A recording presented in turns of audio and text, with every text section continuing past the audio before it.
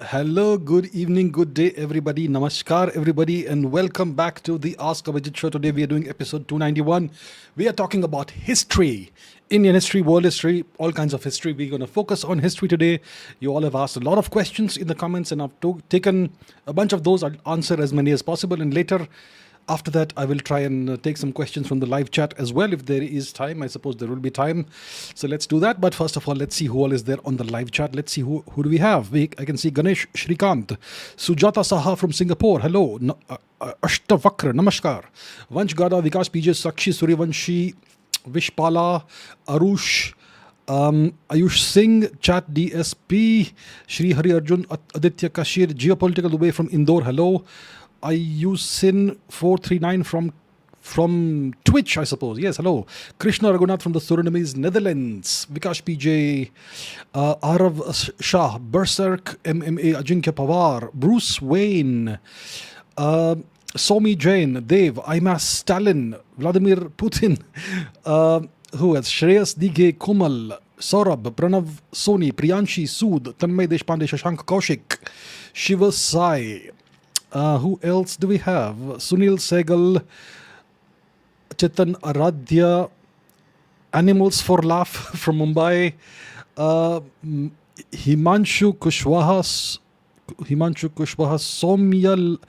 Somalia Paul, one of my first subscribers. Well, thank you so much. Good to have you on this live stream. Arav Shah, Jai Shri Ram sir, Ankita ji, good evening ma'am. Ajinkya Pawar, Saurabh, Vineet Yadav, Namaste. Achintya Anand, hello. Rocky Bhai is here.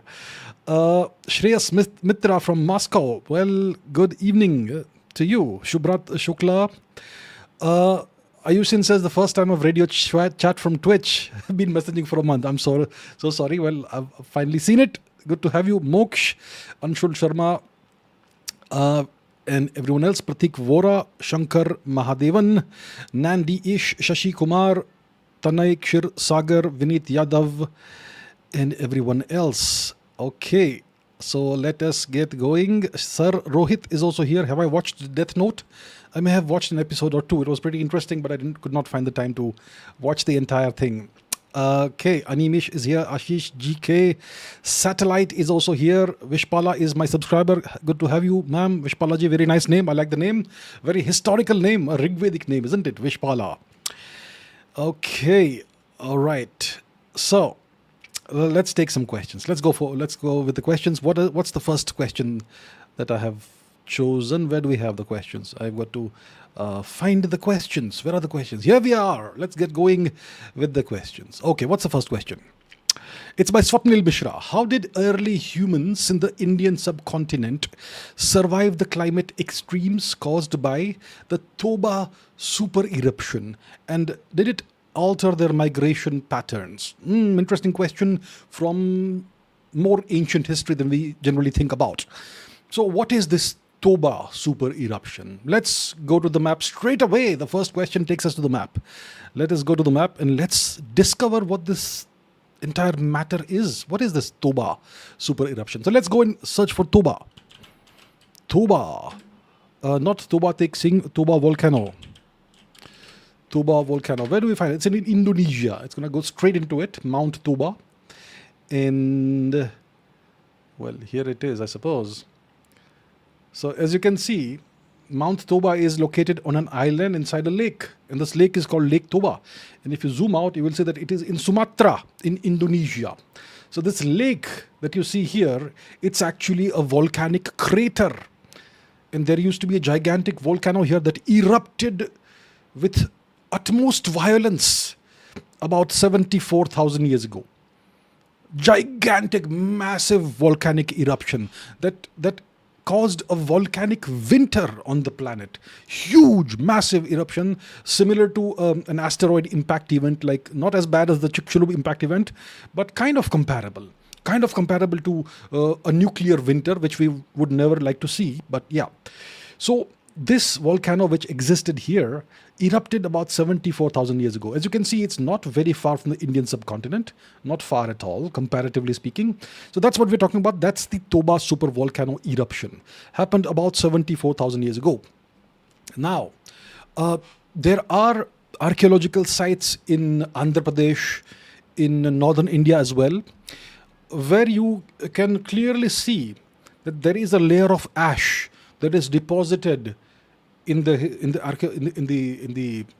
sediment layers, and this happens exactly 74,000 years ago, right? And what's interesting is that you find signs of human habitation just below the layer of ash and just above the layer of ash, which means that humans were living in these regions in Andhra Pradesh, Jwalapuram or something it's called, and some place in northern India as well. At least two such locations we're aware of. So humans were living just before the ash is deposited and just after the ash is deposited. How do we know humans are living there? Because you see signs of human habitation. You see stone tools and whatever else is associated with human habitation, which indicates that there were humans just before this massive eruption happened, and the human presence continued right after the massive eruption, after this deposition of this layer of ash. So clearly, unmistakable, incontrovertible evidence that the same humans continued existing before and after this super volcanic eruption. Now, what were the consequences of this eruption? This eruption expelled incredible amounts of ash into the atmosphere of our planet. This was so bad that it caused a volcanic winter, which is that the entire atmosphere was shrouded in smoke and ash for about a decade. Essentially, this means there was no sunlight for a decade. What does that cause? If there's no sunlight, plants die, because plants need sunlight for photosynthesis. Plants die out. What happens if plants die out? The animals that eat plants, they die out. What happens if animals that eat plants die out? Animals that hunt other animals who eat plants, those predatory animals die out. Now, what are we, Homo sapiens? We are a mixture of a predator and someone who can subsist on plants. We are omnivores, aren't we? Our ancient ancestors hunted. They also ate plant-based products, whatever it was available. So it obviously would have impacted our ancestors who lived in the subcontinent 74,000 years ago. But they survived. The question is, how did they survive this disaster? 5 to 10 years of no sunlight, freezing temperatures. It would have been snowing in Sri Lanka. That sort of thing. That sort of horrific climate change. Imagine if it happens today. Imagine the impact it will have. And our ancestors back then, they survived. How did they survive? We're not entirely sure what the mechanics and dynamics were. What we know is that the Indian subcontinent is a massive, massive region. It's extremely fertile, rich in everything that you need to sustain life. Rivers, forests. There used to be forests all over the place, plenty of animals. So our ancestors from that time would have had to adapt and go into emergency survival mode. This volcanic winter would not have wiped out all life on the planet. Maybe 50% of the species or vegetation. I'm not sure if entire species were wiped out, but the population levels would have dropped drastically by maybe 60, 70, 80%, right? So it would have been a time of great scarcity. If fish survived, they would have survived on fishing. If some other animals survived, they would have survived by hunting those animals. Whatever plant matter would have survived, they would have tried to subsist off that. So essentially, they somehow found a way to stay alive. One thing you can do if something like this happens is you disperse. You disperse over a wider area. Because let's say in the past, 100 square kilometers was enough to sustain a population of 10,000 humans, for example, hypothetically. But now, because of the tremendous scarcity, maybe 10,000 people cannot subsist on a 100 square kilometer area. So you may have to disperse and spread far and wide so that there is less need to compete among each other for survival. So I suppose that would have caused migrations within the Indian subcontinent. And still the subcontinent was able to somehow still provide sufficient resources for people who were scattered to survive, to just scrounge a living for a decade or so until the climate patterns kind of resumed the way they used to be before the volcanic winter. So it would have been a time of great difficulty. but they survived. That's what we know. The archaeological record does not tell us what were the means of survival. What did they eat at the time? How did they disperse? To what parts of India they dispersed, and so on. But they did survive, and that's the only way you can survive. That's by somehow whatever food resources are available, you kind of make do with that. Maybe you shelter inside caves if it is too cold. If there's a lot of dead trees and all, you use the wood from the dead trees to burn fire, so that you don't freeze to death in those freezing conditions. So our ancestors were extremely resourceful, and that's the reason why we're still around over here. That's what happened. It was a disastrous event, and it would have caused catastrophic population declines, human population declines globally. But in the subcontinent, which was a much richer area than other parts of the world, it was easier, comparatively speaking, to survive such a disastrous event. And that's how our ancestors managed to survive. And once that period of about 10 years or so was over, things started coming back to normal. This would have impacted climate cycles for probably several decades, maybe a couple of centuries possibly. It would have taken maybe 2-3 centuries for the climate cycles to come back absolutely to the way they used to be before the super volcano eruption. But after you survive the first 5 to 10 years and you're still alive, things are going to be much better for you. So it's about somehow surviving that time period. And of course, we humans are survivors. We have survived all kinds of disasters in the past, and this is one of the prime examples of such a disaster. So yeah, that's how our ancestors survived, and that's why we are here today. How did it affect their migration patterns? We're not sure in what way it would have affected the migration patterns, but it would have caused populations to disperse far and wide within the subcontinent itself. And eventually, we know that the subcontinent was the first place where you had the proper human settlement after the out of Africa migration, because it was so rich in all kinds of resources. And it would have eventually caused, more migrations beyond the subcontinent. Maybe this was one of the triggers. This event, the supervolcano, new volcanic winter, may have been a trigger for multiple migrations, perhaps even out of the subcontinent eventually. Somijit Mukherjee says, what was the Warsaw Pact? Was it as effective as NATO? I feel the USSR was unable to create good alliances like the West, hence it was quite isolated. Okay. What was the Warsaw Pact? It was a military alliance, just like NATO. And the Warsaw Pact alliance emerged as a response to the formation of NATO. So, 1945, the Second World War ends with the nuclear tests on the civilians of Hiroshima and Nagasaki. And the European portion of the war had ended several months before that, with the collapse of the Third Reich and the disappearance of Hitler, right? So 45 is the dawn, the beginning of a new era of human history. The US was the big winner of the war. Russia was also a big winner, but the USSR was also a big winner, but they were devastated by the war. Devastated. And they had to create this massive industrial base just to survive the war and eventually to defeat the Third Reich. The US suffered no damage whatsoever continentally. So the US was like the big winner. The baton, the torch had passed from London, UK to Washington, DC by this time. The US dollar was now the world's reserve currency. And the US in 1949 stitched up the North Atlantic Treaty Alliance, organization, North Atlantic Treaty Organization, which is a military alliance of the US, Canada, and a whole bunch of Western European nations, to as a response to the so-called Soviet threat.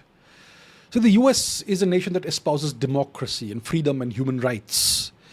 And it says that these values are universal. These are universal Western values. Okay, that's what it says. Democracy, freedom, human rights, all of that. Considering its impeccable track record, it should be the flag bearer of these values. So the US created the NATO. It first created something called the Atlantic Charter with the UK, which enshrined these rights as universal values, these values as universal values. In 1949, they created this military alliance of all the nations that were kind of under US occupation in Western Europe to various degrees. And as a response to that, in 1955, the USSR created the Warsaw Pact, which is a similar military alliance between the USSR and the Eastern European nations. So 1949, you have NATO. In response, 1955, you have the Warsaw Pact. This was the USSR and its vassals, just like NATO is the US and the American vassals. It is what it is. I don't varnish things. I say it as it is. So these are essentially vassals, nothing else. So the USSR had a bunch of vassals in Eastern Europe, and what kind of alliances were these? So these were mutual defense pacts. An attack on one nation is like an attack on all the other nations. So they will come together and fight the aggressor as one group. That's how it was. Now, technically, if you are a member of NATO, you can leave NATO. Technically, you can do that. In the Warsaw Pact, you could not leave. So, if you ask Google or whatever it is that you ask, what's the difference between NATO and the Warsaw Pact? They'll say NATO was democratic, and the Warsaw Pact was authoritarian. In NATO, you had the ideological difference between the two was that NATO was democratic. NATO was free and fair. It was open, transparent. A member state could leave NATO if they wanted to. The Warsaw Pact was authoritarian. It was ruled by the USSR. The USSR was the sole hegemon, and no member of the Warsaw Pact could leave. Did NATO not have a hegemon? So that sort of thing. So that's the difference. These were two different ideologies. Western democracy, which is the USA style democracy, so to say, and USSR style communism and authoritarianism. These were the two ideological polar opposites, which were represented by these two different blocks. Now, how effective was the Warsaw Pact? It was just as effective as NATO. But eventually, because of the decline in standards in the USSR over the 20th century, which led to its dissolution in 1990, 1991, whenever it happened, because of that, the Warsaw Pact crumbled, and eventually it no longer existed. The USSR obviously did not play the game as well as the West. The West was able to essentially encircle the USSR and the nations within the USSR's sphere of control. No question about it. The West was able to have essentially all complete access and control of the oceans. The USSR did not have that. So that's a different story. But Warsaw Pact and NATO were both pretty similar. They were in opposition of the other. And while the Warsaw Pact lasted, it was pretty strong. Eventually it dissolved. Okay, what are the characteristics, says this question, of a civilization? What are the characteristics of a civilization? And how can India revert back to being a civilization? And is the West a civilization? Can we consider the West to be a civilization? While the West says that it's a civilizational entity, right? They talk about Western civilization. And I speak about India as a civilizational state. That we are not a nation state, we are a civilizational state. But am I being entirely honest when I say that? Let's question what I say. I keep saying, don't I, that India is different from the West. India is a civilization state. And the West is an empire, essentially. That's what I say. So first of all, so we have to approach this from first principles. What are the characteristics of a civilization? So clearly, if you think about it, if you think of all the great civilizations that have existed in the past, for example, you will know that a civilization is an advanced society, right? Clearly, a civilization cannot be a backward society or whatever. It has to be an advanced form of society. Now, what are the characteristics of this advanced form of society?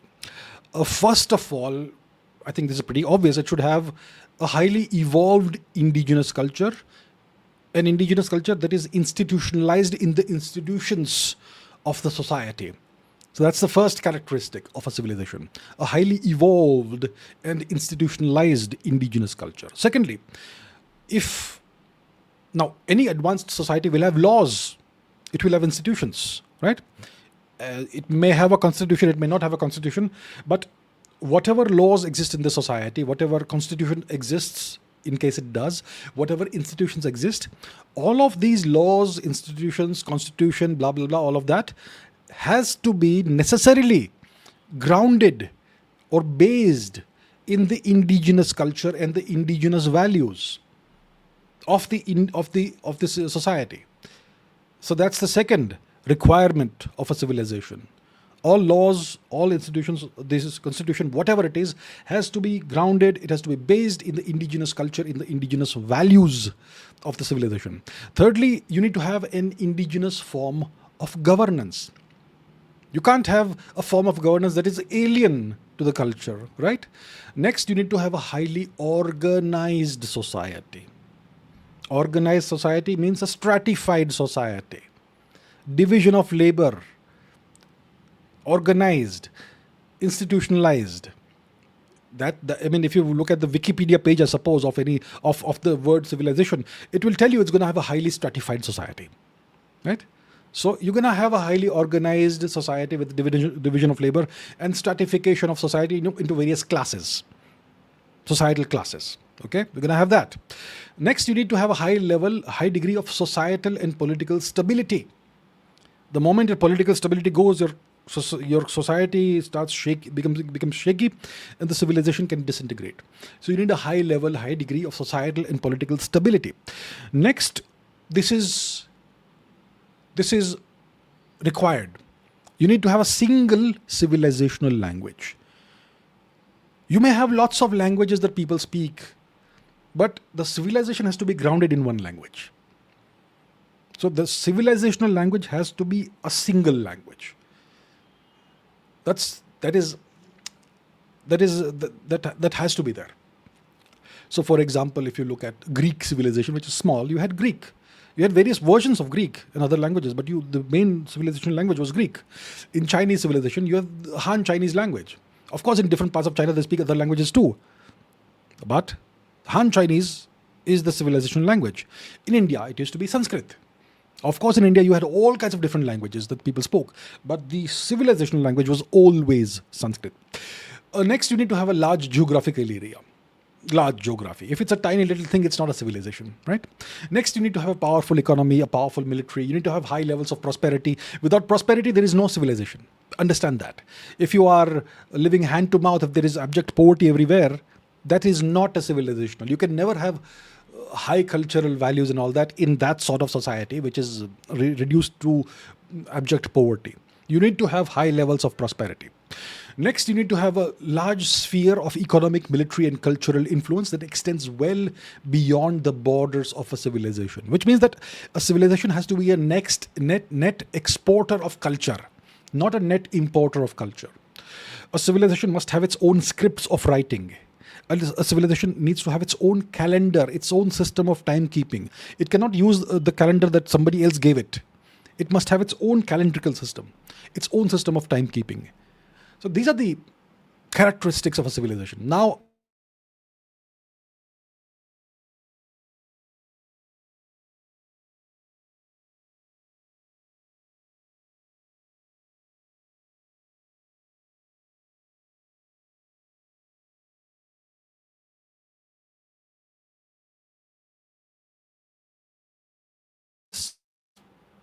okay, there was, all right.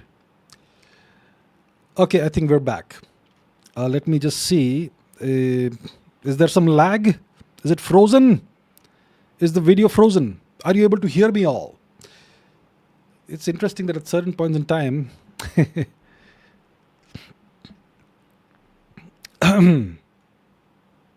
all good now. I think, it seems to be back. Right, it's good now. So the point is, I think that I've laid out all the characteristics that a civilization needs to have. I did. So now I would like to ask you all, is 21st century India, today's India, is it really a civilization? Right? For example, does India have an institutionalized culture? Are India's laws grounded in our indigenous culture, in our indigenous values? Are our institutions grounded in our culture and our values? Is India's constitution grounded in India's culture and India's indigenous values? Does India have an indigenous system of governance? Does India have a single civilizational language today, an indigenous civilizational language? Does India have high levels of prosperity today? Is India a net exporter of culture today? Does India have its own scripts today? Does India have its own indigenous calendrical system today? India today is not a civilization. India is a colonized culture today. So if I keep on saying, like I do, that India is a civilization state, I am actually stretching the truth. I am giving it some kind of space-time warping. Yeah, that's the truth. To be very honest, we are not a civilization today.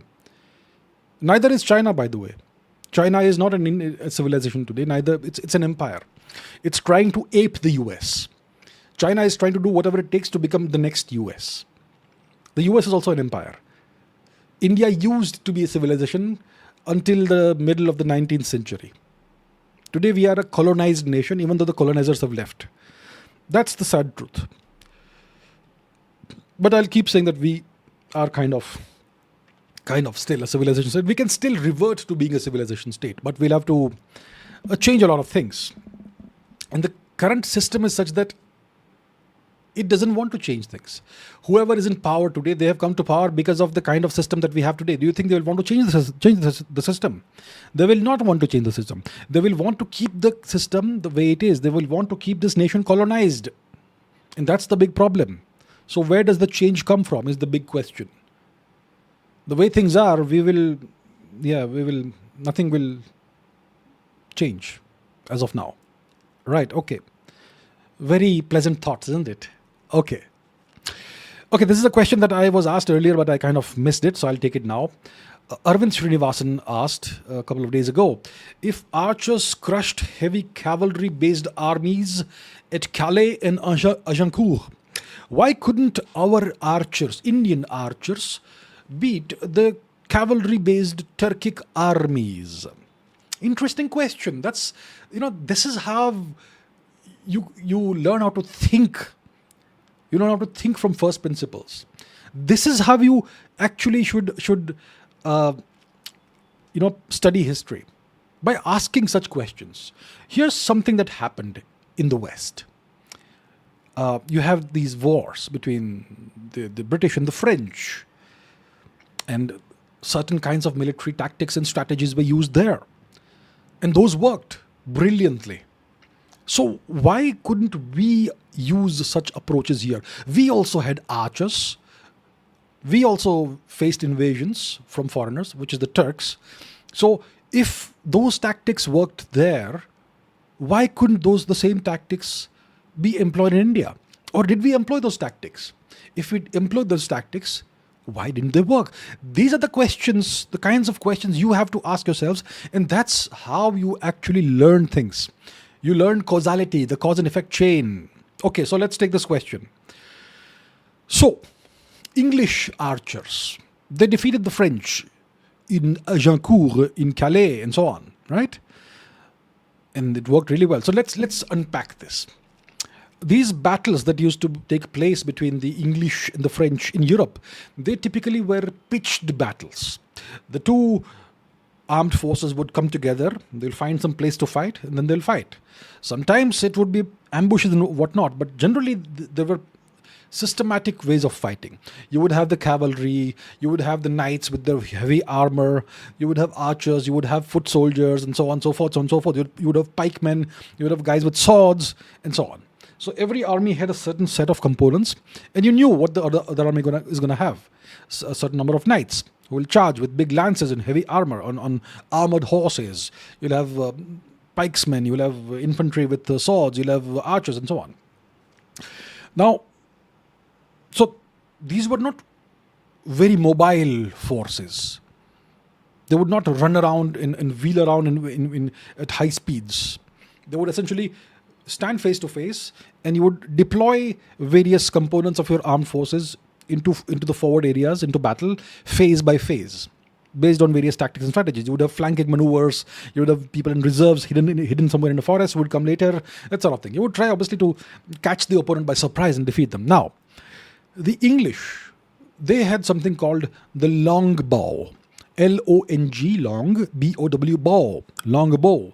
These long bows were typically around 6 feet long, the size of a guy. I mean, in those days, Europeans were much shorter, so taller than a man. 6 feet tall bows made of a wood called yew, Y-E-W. It's a kind of tree. They're very strong bows, and you needed to be really strong to be able to, to unleash the arrows from that. And you had pretty long arrows. So these were pretty innovative weapons. The French did not have this, and you could shoot arrows to much longer distances than with regular crossbows or whatever. Crossbows are these little weapons that you hold in your hands, and you have crossbow bolts, which are short arrows that you unleash from there. But longbows were like totally different weapons. And the French did not have this. So the English used longbows in, for example, the Battle of Agincourt, and it is said that they shot so many arrows it would darken the sky. And the arrows would obviously, take a parabolic kind of path and come back, and they would devastate the opponent. And the French did not have any answer to that. So this was kind of a technological innovation that the English came up with. Now, these 6 feet long bows, they were not highly mobile. You needed to have, let's say, 500 guys, 1,000 guys, maybe 2,000 guys, 5,000 guys, whatever, who were experts in using this weapon. They would be stationed behind your troops, and they would fire from behind. And by doing so, they would essentially shepherd the enemy in certain directions. If you launch the arrows in such a way that they impact a certain part of the army, obviously the soldiers will move away. So you could essentially shepherd the enemy soldiers into killing zones, where your infantry and other parts of the army would dispatch them to the next world, essentially. So that's the kind of innovation the English came up with. And so that was the longbow. And they used to pluck the yew. That was the deal. So that is what the English used for a while, and that gave them a superb military advantage. And they were able to win multiple battles, essentially even decide the course of entire wars because of this technological innovation. So that's the longbow. That's what the English used. Now coming to India. In India, the battles that occurred between our defenders of those times, 1100, 1200, 1300 AD, which is essentially the Rajputs, what we now call the Rajputs, those kingdoms, against the Turks. The Turks were not like the French, who would come with these heavily armored knights with lances, who would be mounted on heavily armored horses, and they did not have pikesmen and all that. The Turks had very different battle strategies. They were very mobile. The Turks were nomads. They were very comfortable on horses. Of course, they would also have infantrymen. But their strategies were different. And we did not have those longbows. Our soldiers from that time, the Rajput armies, they would have obviously archers. They would also have swordsmen and all that. So it was not possible, because of the nature of the battles, to carry these gigantic bows into battle with guys who would be stationary, because the battles were highly mobile. And that's why it was not really something that would work against the Turks. The Turks were used to archery. They were very adept at, their tactics were to have archers on horseback. And they would, what's it called? The Parthian shot or whatever, which is something the Mongols also used, which is, shooting backwards. While your horse is charging this way, you'll shoot backwards and so on. So the Turks already were pretty proficient with archery. And because of the mobile nature of the Turkic war fighting, it would not really have worked against them. And if you had, let's say, 5,000 mobile archers, well, the Turks could use tactics where eventually the archers run out of arrows, and then they will be ripe for the slaughter. So it would not work because of the way of the nature of the battles that happened between the Rajputs and the Turks. So, it all has to be contextual.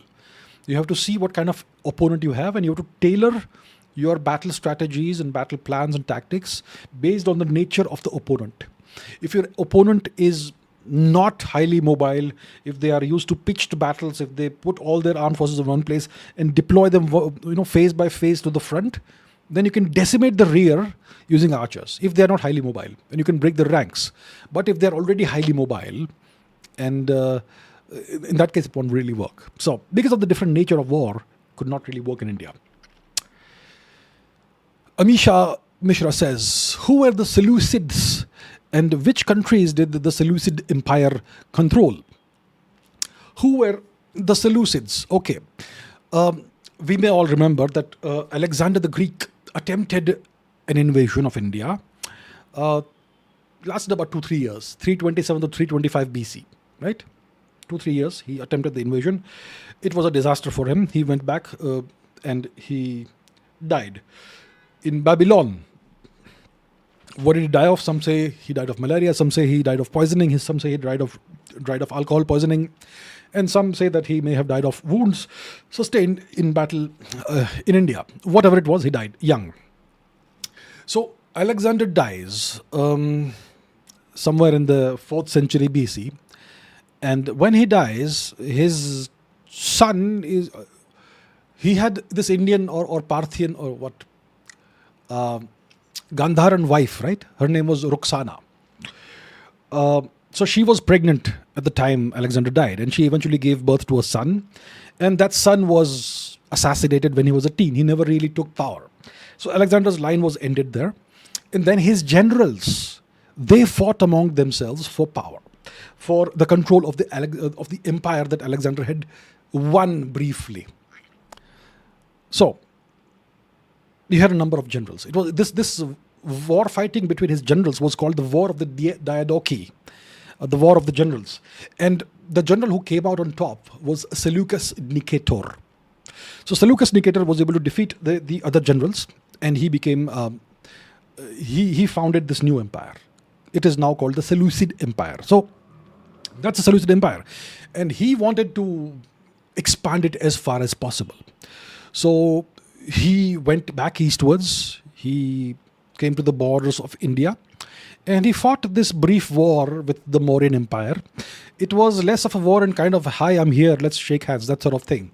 It was, I'm around, Alexander is gone, now it's me, so let's come to some kind of understanding. That's the kind of war it was. It was not a very serious war. It lasted a year or two, and it ended with an alliance between India and the Greeks.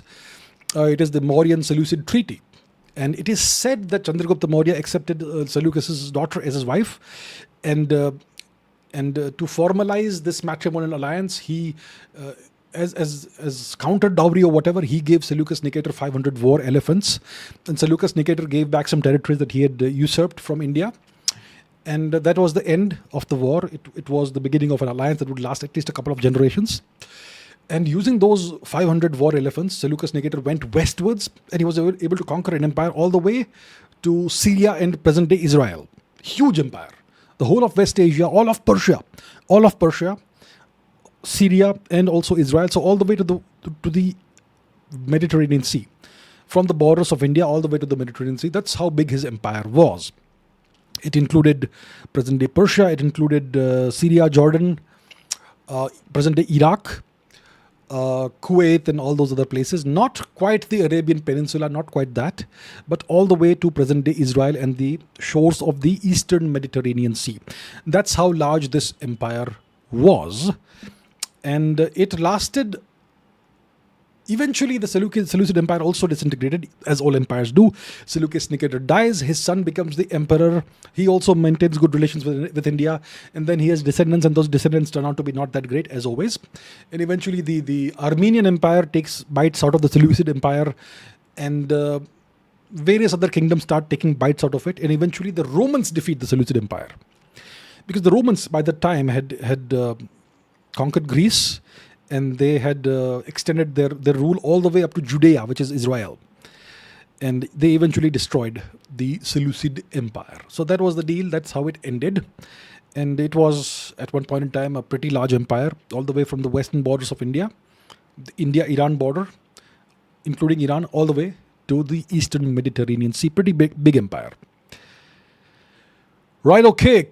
A couple of questions here by real Vladimir Putin and Shubh.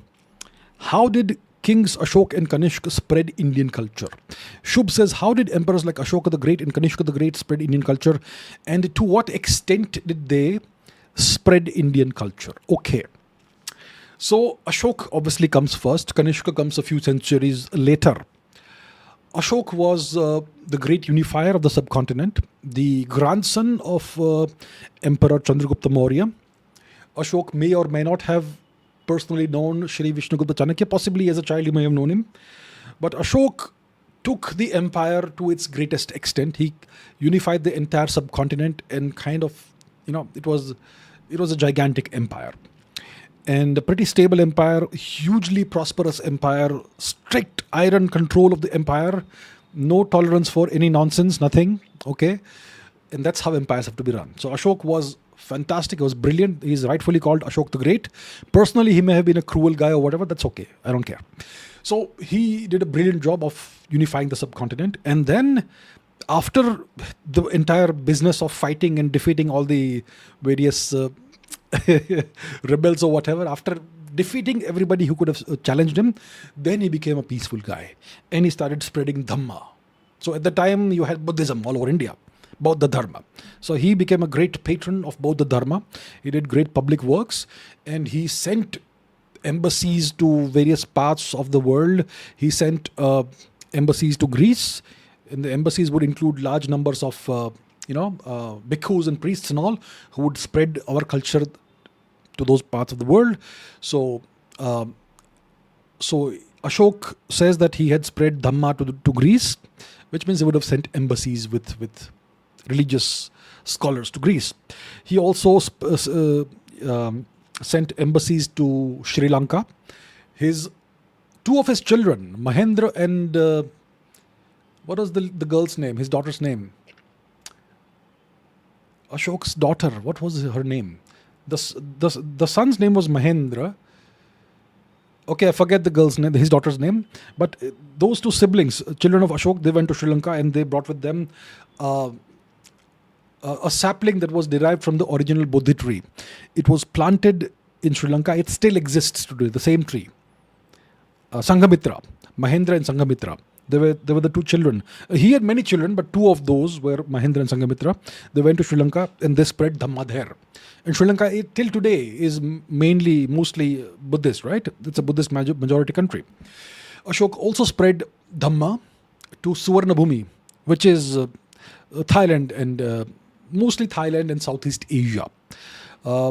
So he did all he could to spread our culture far and wide all across the neighboring parts of the world. So that's what Ashok did.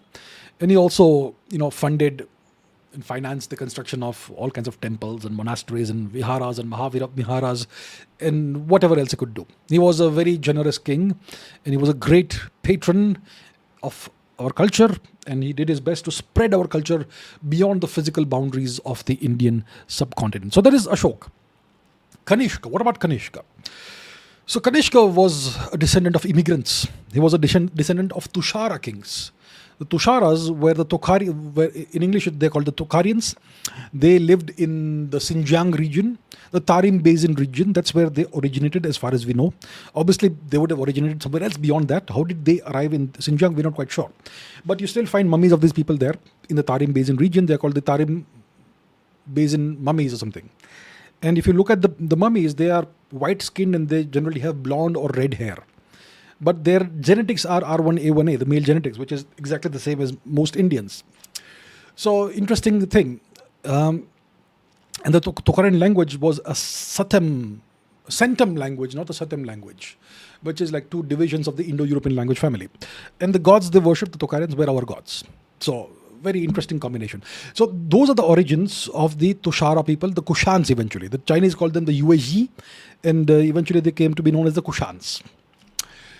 So, the Kushans had to flee from the Hunnic expansion which came out of Mongolia, and by fleeing they had to displace the Scythians from wherever they were, and the Kushans eventually started settling down in the northwestern parts of the subcontinent, and they expanded their kingdom gradually by displacing the Indo-Greeks, and eventually you have the birth of Kanishka, who went on to be the greatest of the emperors of the Kushan Empire, and one of our greatest emperors ever. And his empire encompassed much of northern western India, parts of the Deccan also. He had two capitals, one was Mathura, one was Purushpur, which is present-day Peshawar. And through Mathura, he was able to administer the Indian subcontinent, all of it, whatever parts he controlled, which was the majority of it. And through Peshawar, through Purushpur, he was able to administer Central Asia. So understand the size of Kanishka's empire. The maps that you will see, they will not tell you the entire story. He ruled over northern, western, central India, all the way up to Patliputra. Patliputra was part of his empire. So eastern India as well. Not sure about Assam and the far east states of India today. Definitely not southern India. But all of that part of India and Kashmir. He was very fond of Kashmir. Kanishka was in love with Kashmir for some reason. There is a town called Kanishkapur in Kashmir. It is called Kanishpur or something today. So he was in love with Kashmir for some reason, Kanishka.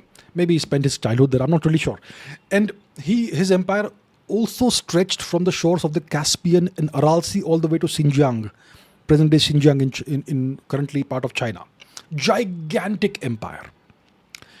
And through that, because of that, he controlled all the trade between India and China in the east and Rome in the west. He controlled all of that. He was the middleman. He took taxes for both ways. And his empire became enormously rich as a consequence, which is our land became enormously rich as a consequence. And he was a great patron of culture. During his rule, two different schools of culture essentially thrived in the subcontinent. One is the Mathura School of Arts, the Mathura style of sculptures, very unique and distinctive style, the Mathura style. That's one. And the other one is the Gandhara style, the depictions of Buddha in the Hellenistic fashion, the Gandhara style. So two very different schools of art, they thrived during the time of Kanishka. And he obviously was the patron of all of that. He gave whatever financing was needed for all of this. He was obviously enormously wealthy. His empire was incredibly wealthy. And he patronized all the different religious manifestations that existed in India and Central Asia, whether it is the Bauddha Dharma, whether it is the Shaivite Dharma, whether it is the Vaishnava Dharma, whether it is Zoroastrianism, whether it's whatever.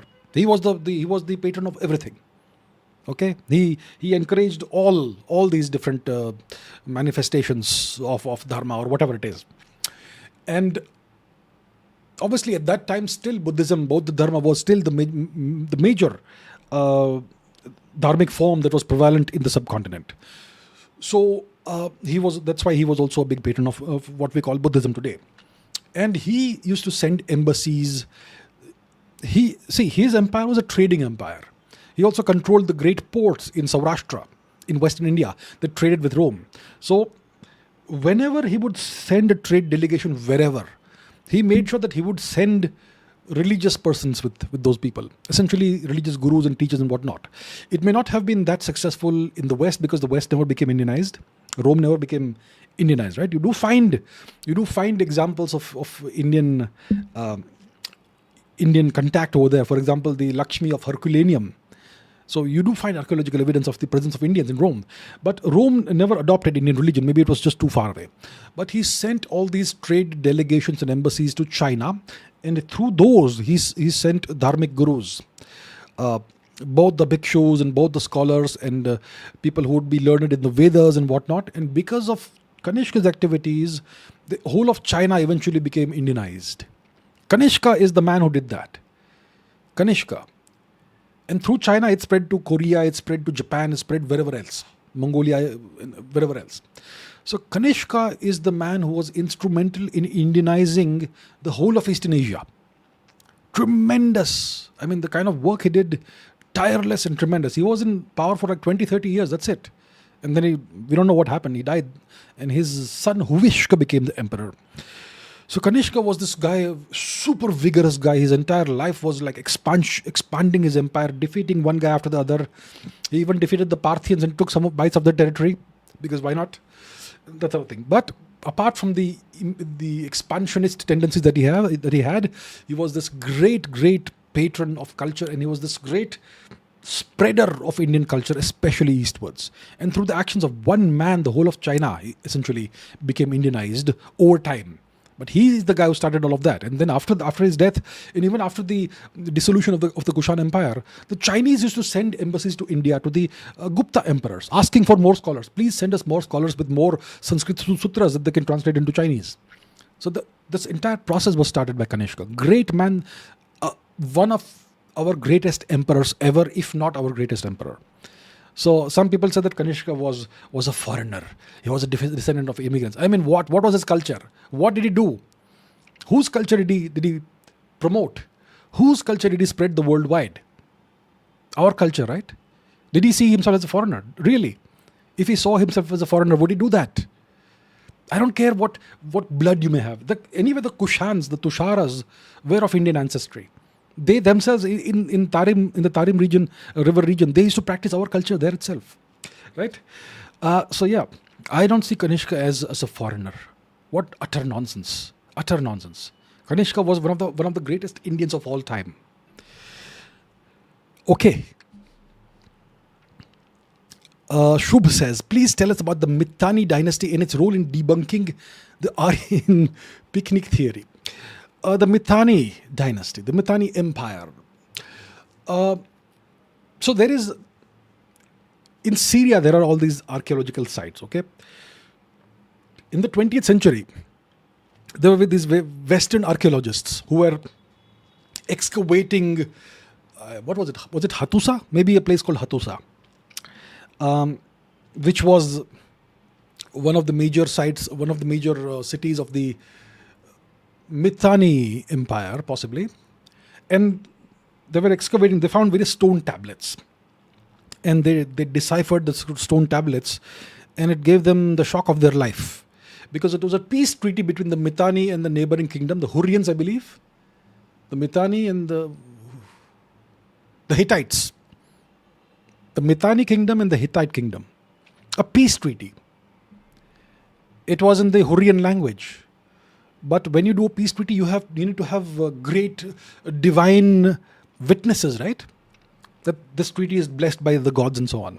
So as the divine witnesses, you had the names of Mitra, Varuna, Indra, all that. So that was the shock of their life. I mean, this is a peace treaty between the Hittites and the Mitanni in one of the major cities of the Mitanni. And you have this treaty being blessed by the Aryan gods, Mitra, Varuna, Indra, etc. So how on earth is that possible? Then they did more excavations, and they found this horse trading manual. A horse trading manual. A manual for how to take a regular horse and train that horse into a war horse that can fight battles. It's a step-by-step, multiple month long manual, that on day 1 you do this with your horse, day 2 you do that, each day exactly what to do, what to feed the horse, how many circles of the theater of the racetrack he should take, what he should drink, what he should not eat, the horse, and exactly day by day it's a breakdown of how to convert a standard regular horse into a war horse. A horse trading manual in the Hurrian language. But once again, when you decipher that, there are certain shocking things, because the Hurrian language did not have specific terminology, specific words for specific scientific terms. So the guy who wrote this training manual, his name was Kikuli the Mitanni. He had to introduce terms in a foreign language for those technical terms. Navavartana, 9 rounds of the race course, of the horse track. Right? Navavartana. And various other Sanskrit terms he had to use, because those terms did not exist in the Mitanni language. So a whole bunch of Sanskrit terms are used in this Hurrian language horse training manual by Kikuli the Mitanni. So Kekuli tried his best to write this horse trading manual in the local language, but some words did not exist. That's why he had to use his own language for those scientific terms, for those technical terms. So once again, you have a guy who is a high-status horse trainer who's using Sanskrit terms because the terms do not exist in this language. So eventually it became clear that the Mitanni Empire was located in Anatolia and Syria, but its elite were Sanskrit speakers and Hindus, essentially Indo-Aryans, Indians, Aryans, right? So the aristocracy and the royalty was Indo-Aryan, but the common people were the Hurrian-speaking local people. So that was the Mitanni Empire, and they had kings who had proper Sanskrit names, Tvesha, Ratha, and whatever the names are. And these kings also had extensive diplomatic correspondence with the Egyptian pharaohs. There is something called the Amarna letters, in which you have multiple letters that are sent by Tvesharatha, the king of the Mitanni, to the king of the Egyptians. And there's this back and forth between the two kings, and then the pharaoh dies. So the Mitanni king sends a letter to the widow of the pharaoh, continuing the correspondence. And then the widow's son becomes the next king, so he continues the correspondence with the next king. That sort of thing. So this was a big empire, very strong, powerful empire, very rich empire. It was ruled by Indo-Aryans, by people of Indian ancestry. And if you look at the Sanskrit terminology that is used, it is late Vedic. It is not Rig Vedic, it is late Vedic terminology.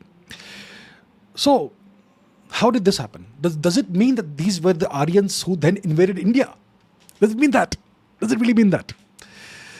No, not quite. These were, and at the same time where you have the emergence of this Mitanni Empire, and the next door you had the Hittites, who also had an Indian aristocracy, an Indian ruling class, right? Mitanni kingdom, Hittite kingdom, both have local people who speak local languages, but the ruling class, the royalty, is Indian in both cases, right? And this is about 1500 BC, about 3,500 years before today. About 500 years before that, before the emergence of the Mitanni kingdom, empire, 500 years before the emergence of the Mitanni Empire, you have the sudden introgression of a specific animal into West Asia. What is that animal? It is the Indian zebu cattle, the cattle with the big humps, big humped cattle, which you see in the Indus Saraswati region seals, those big bulls with the big humps. Those cattle suddenly emerged, suddenly appeared in West Asia, 500 or so years before the emergence of the Mitanni and Hittite empires. And that's around 2000 BC that the cattle appear in West Asia. At the same time, these cattle also appear in Egypt. So cattle, Indian origin cattle, which originated in India, nobody can disprove that. This is a fact. The zebu cattle originated in the subcontinent. And cattle were domesticated.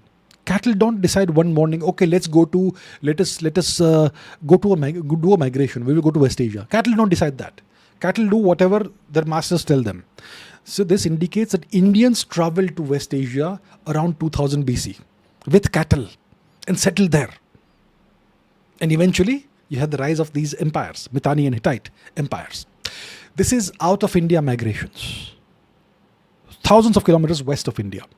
Now, is this attested in Indian literature? There is a late Vedic text called the Bodhyayana Shrota Sutra. Bodhyayana Shrota Sutra. Let's Wikipedia it, shall we? Let's Google it. What does Wikipedia have to say about the Bodhyayana Shrota Sutra? What does it have to say? Let's see. Bodhyayana Shrota Sutra. There we have it. Religious text, right? What does Wikipedia have to say? It's a late Vedic text dealing with blah, blah, blah. Composed in eastern Uttar Pradesh. Because they know exactly where it was composed, right? These geniuses. What does it say? Bodhyayana wrote the sutra, okay. Kanva school, White, the Shweta Yajurveda, and so on, etc. Translation controversy. According to Michael Witzel, this genius here, German-American philologist, Indologist. According to this genius, some passages in this sutra point to the Indo-Aryan migrations. No longer invasion, now they're saying migrations. And so he essentially mistranslated this, saying that Amavasu went eastwards.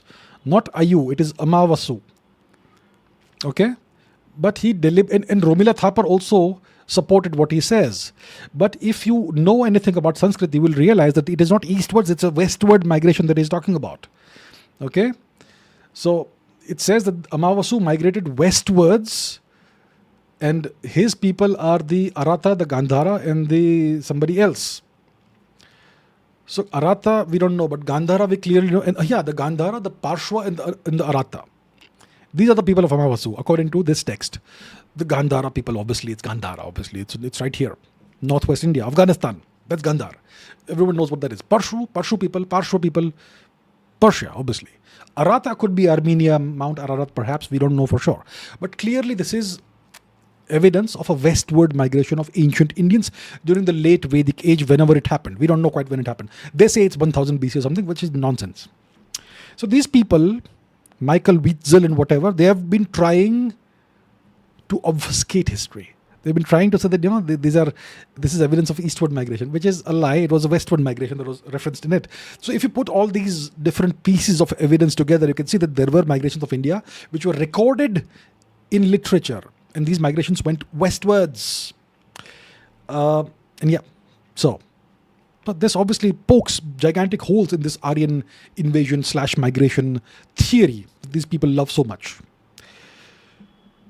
Amisha says, why did Burma stay Buddhist and reject Christianity and Islam if European Christian missionaries were successful in Eastern India? Interesting question. First of all, we have to ask ourselves, when did this Christian missionaries start becoming successful in Eastern India? When we talk about Eastern India, we're talking about Far East right now, which is what most people think of as the northeast of India. It's the Far East of India. It's not the northeast geographically. So when did the Christian missionaries start becoming successful in the Far East of India? In the 20th century. If you look at 1900, for example, there were hardly any converted Christians in India's Far East, even in Nagaland. By 1940, there may be some Nagas who were converted to Christianity. But by 2000, most Nagas are converted to Christianity. Their indigenous culture has been destroyed. And now they are going after Arunachal Pradesh. They're trying to destroy whatever is left of Manipur. And Mizoram is whatever it is. So this process happened during the 20th century. It intensified after 1947 because of Nehru. Because of the magnificent Mr. Nehru, who said that we have to convert Northeast to Christianity to civilize it. Because according to Mr. Nehru, Christianity is civilized and anything else is not.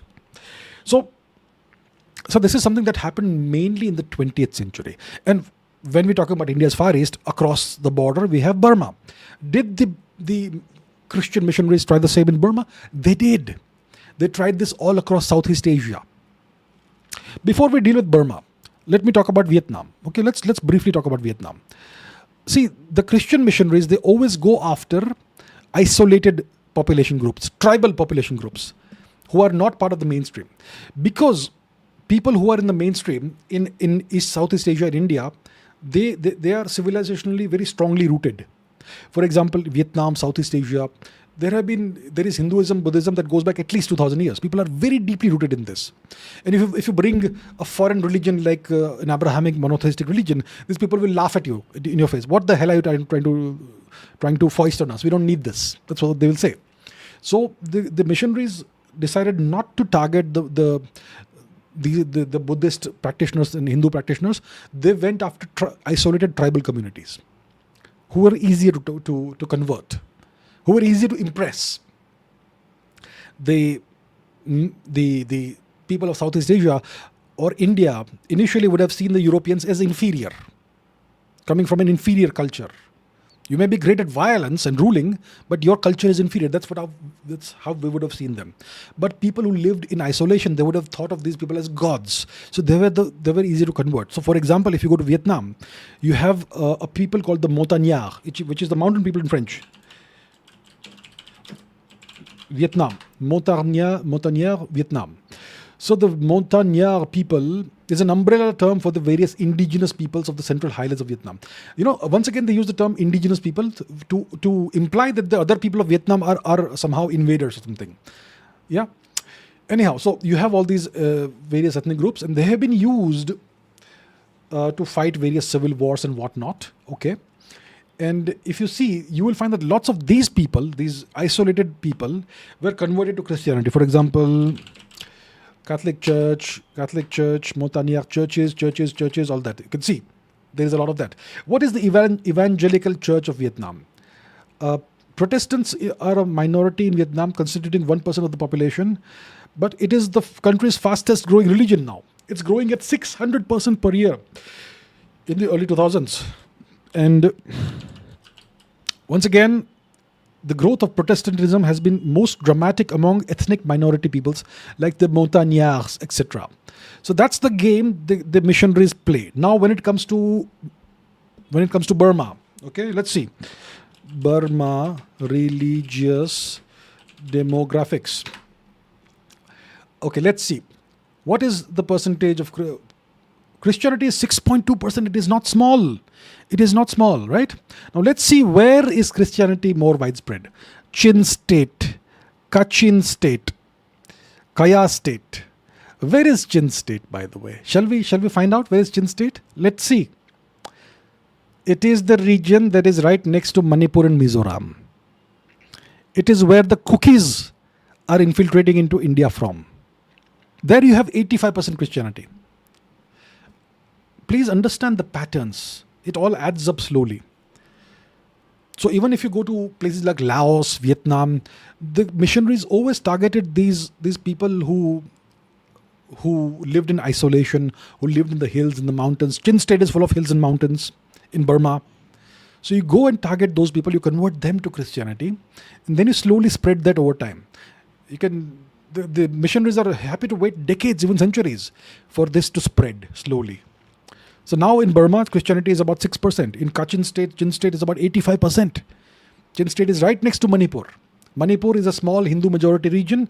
Only the central part of Manipur, the valley part of Manipur is Hindu majority.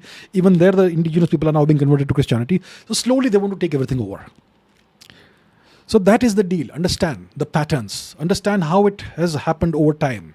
This I can do a 2-hour episode actually about this, but it is best I don't do that.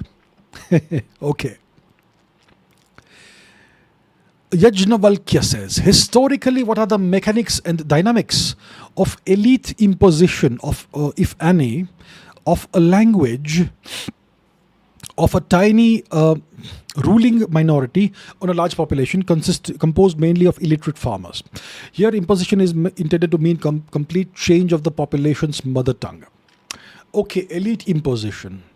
You have a tiny ruling minority.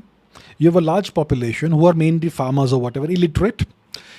And how does it happen? Is it even possible for this to happen? Is it possible for a tiny tiny ruling minority to completely change the language over time of a large population? Interesting question. Okay, let's take some case studies. We discussed the Mitanni just now.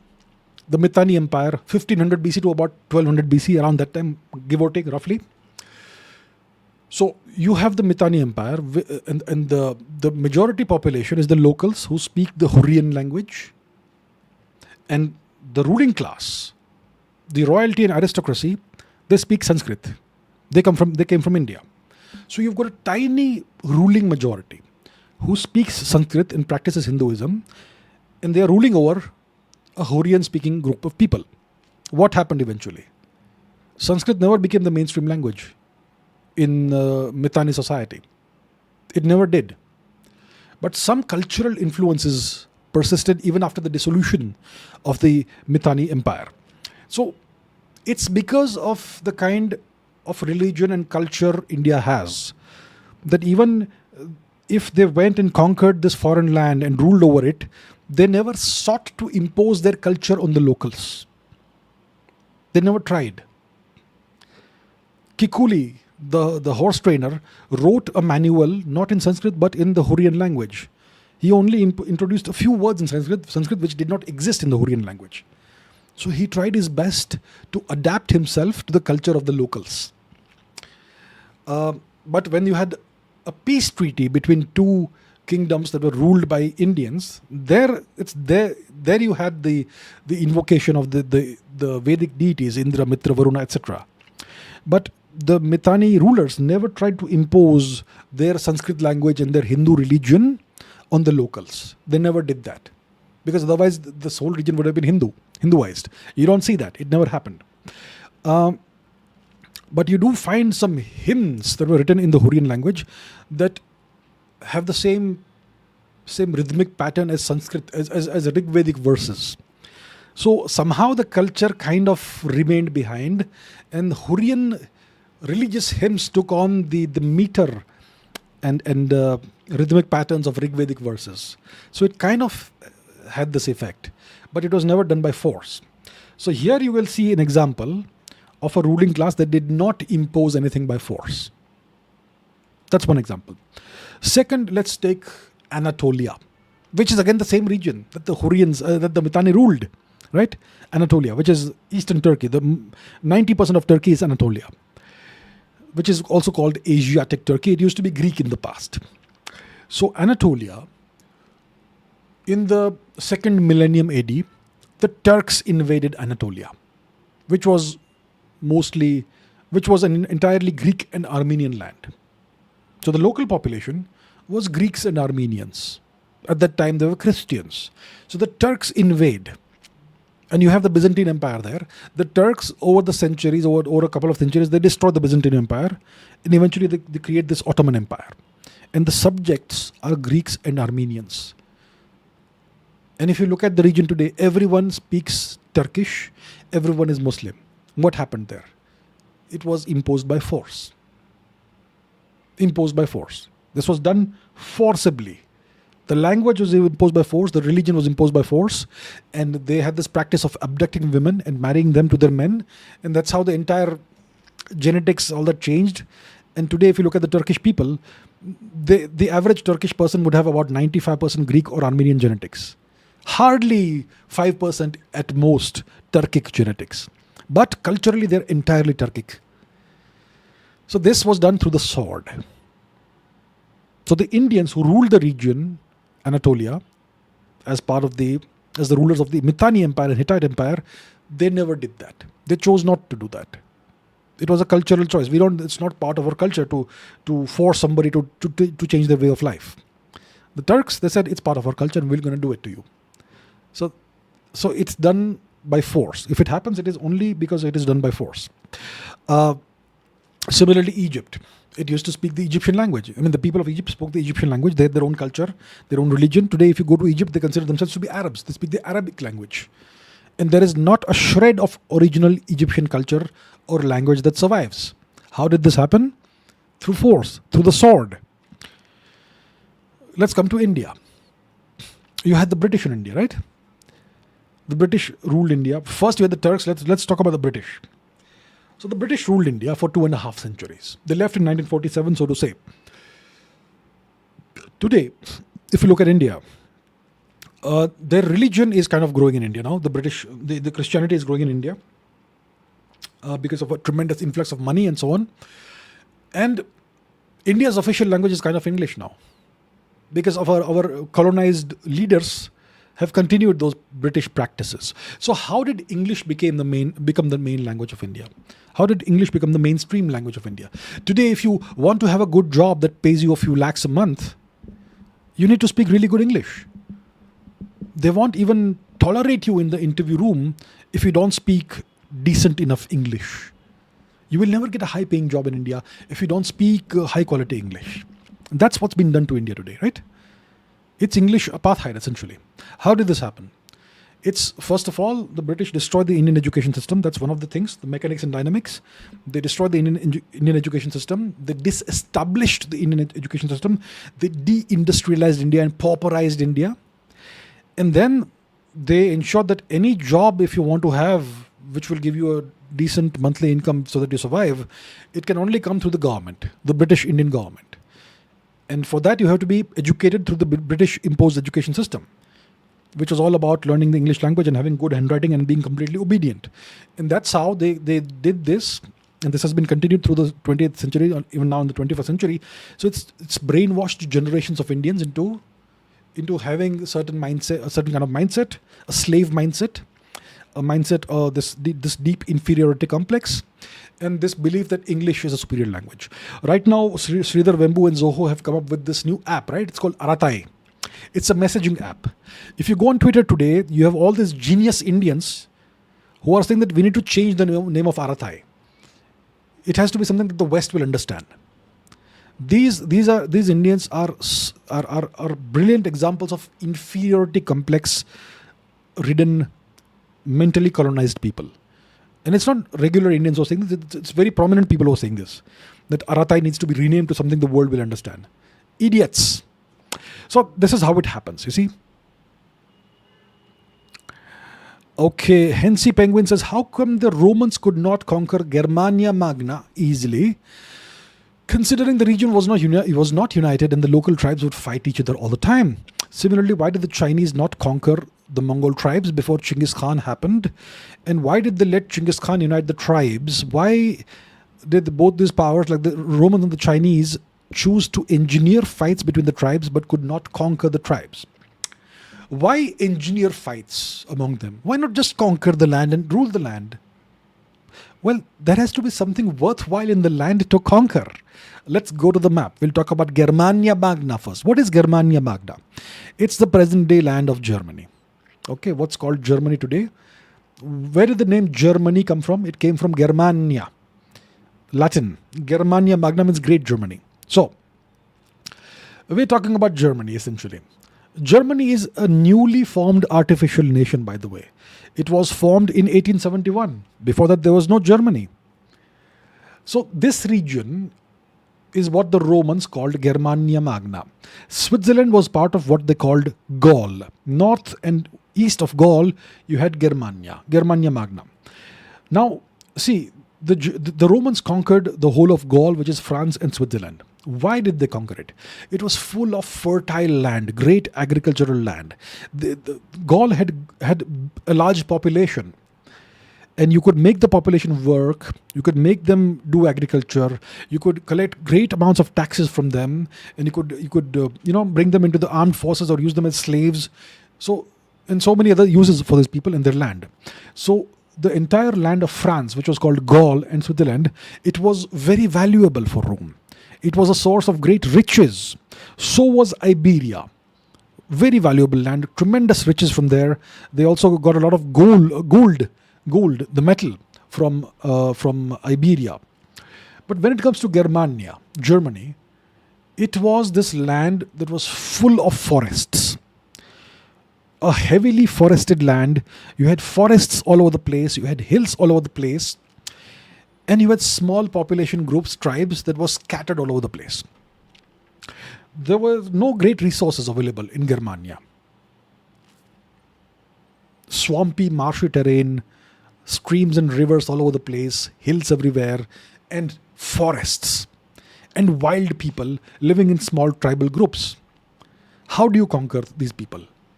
You go and attack them, they will just disperse into the forest for months, disappear. What do you do? How do you conquer them? And there are no big cities, not even towns, just scattered villages. And there are no resources there that can make your empire rich. It will cost you way more to administer the land than, so and you will get nothing out of it. So it is a net negative for the empire to conquer and administer the land. First of all, can't be conquered unless you deforest the whole land, which will take so much manpower and so much time. Why do that? Right? So that's why they never bothered to conquer Germany. They tried a few times and then they realized it's not worth our time. Right? And of course they did face some setbacks, like the Battle of Teutoburg Forest, which was one of the few times the Germanic tribes united under Arminius, who was a German, but who had been who had learned the Roman ways because he lived in Rome for a while. So that was in 10 AD or something, the Battle of Teutoburg Forest, and that was a disaster for Rome. But eventually, so what the Romans decided is that we will not conquer the land, we will not administer it, we'll just keep them fighting each other so that they don't become a nuisance for us. Keep them divided, keep them fighting each other, let it go on, and we will just ensure that they don't spill over into the territories we control. So it did not make sense for them to conquer this land and administer it, because they would get nothing out of it. If you don't have a population of several millions, how do you collect taxes? If you're not getting taxes, then you're spending more on administration, and you'll lose soldiers here and there. It's not worth your time. That's why they did not bother to conquer Germania Magna. They gave up eventually. They said it's not worth our time. It's not worth the headache. That's why Rome said, okay, we don't need Germania Magna. Now, similarly, why did the Chinese not conquer the Mongol tribes? Once again, Mongolia's population was what? 1 million? 2 million? Spread across a gigantic territory. Population density, next to nothing. What could the Chinese get out of Mongolia? What resources? Would they get gold? Would they get timber? Would they get something of value? Nothing. It's an empty land from a Chinese perspective. From a Mongol perspective, it's their sacred homeland. And they knew how to live in that land. They knew how to subsist off the land. For the Chinese, there was nothing of value in Mongolia. Nothing at all. So why bother to conquer the land? It will take so much time, resources, energy, effort, and money to administer the land, which is empty. And the tribes once again will disperse whenever they are challenged. They'll disperse and disappear for weeks or months, and then they will come back and again attack you. Guerrilla tactics, ambush tactics. Why waste your time over that? It's not worth your time. That's why the Chinese decided that we will not conquer Mongolia. We will simply keep the Mongols fighting each other. Okay? And that's why they had this policy for centuries. Sow division among the Mongols. Keep them fighting each other. Keep punishing them from time to time with punitive raids. Capture their leaders, execute them, torture them, whatever. Do it from time to time to send the message to the Mongols that China is not to be messed with. You stay in your land, and the Chinese would keep them fighting each other. They would send one ambassador to one tribe, another to a different tribe, and create enmity, create hostility. They knew how to play the politics. And that's how the Mongolians kept fighting each other for centuries. Now, why did the Chinese allow Genghis Khan to unite the tribes? This unification of the tribes happened over a very short period of time, 20 years. Before the Chinese knew anything, it had happened. 20 years is a very short period of time, actually speaking, geopolitically speaking. The Chinese always had this conception that the Mongols are a bunch of ragtag idiots. We know how to deal with them. We'll keep them fighting each other.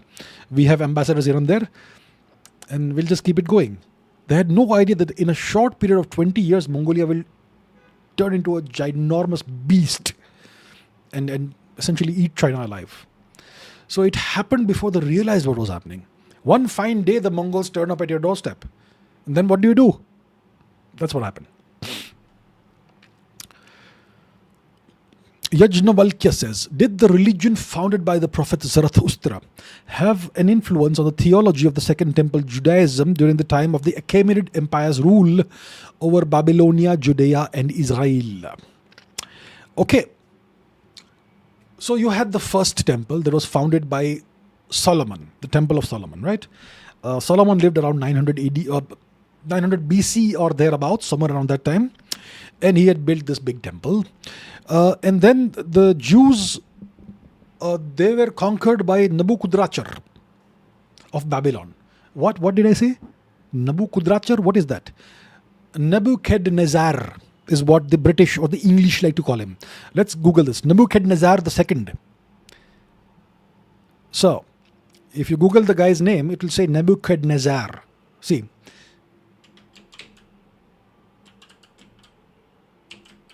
Nebuchadnezzar. His actual name was Nabuchodonosor. That's what the Persians called him.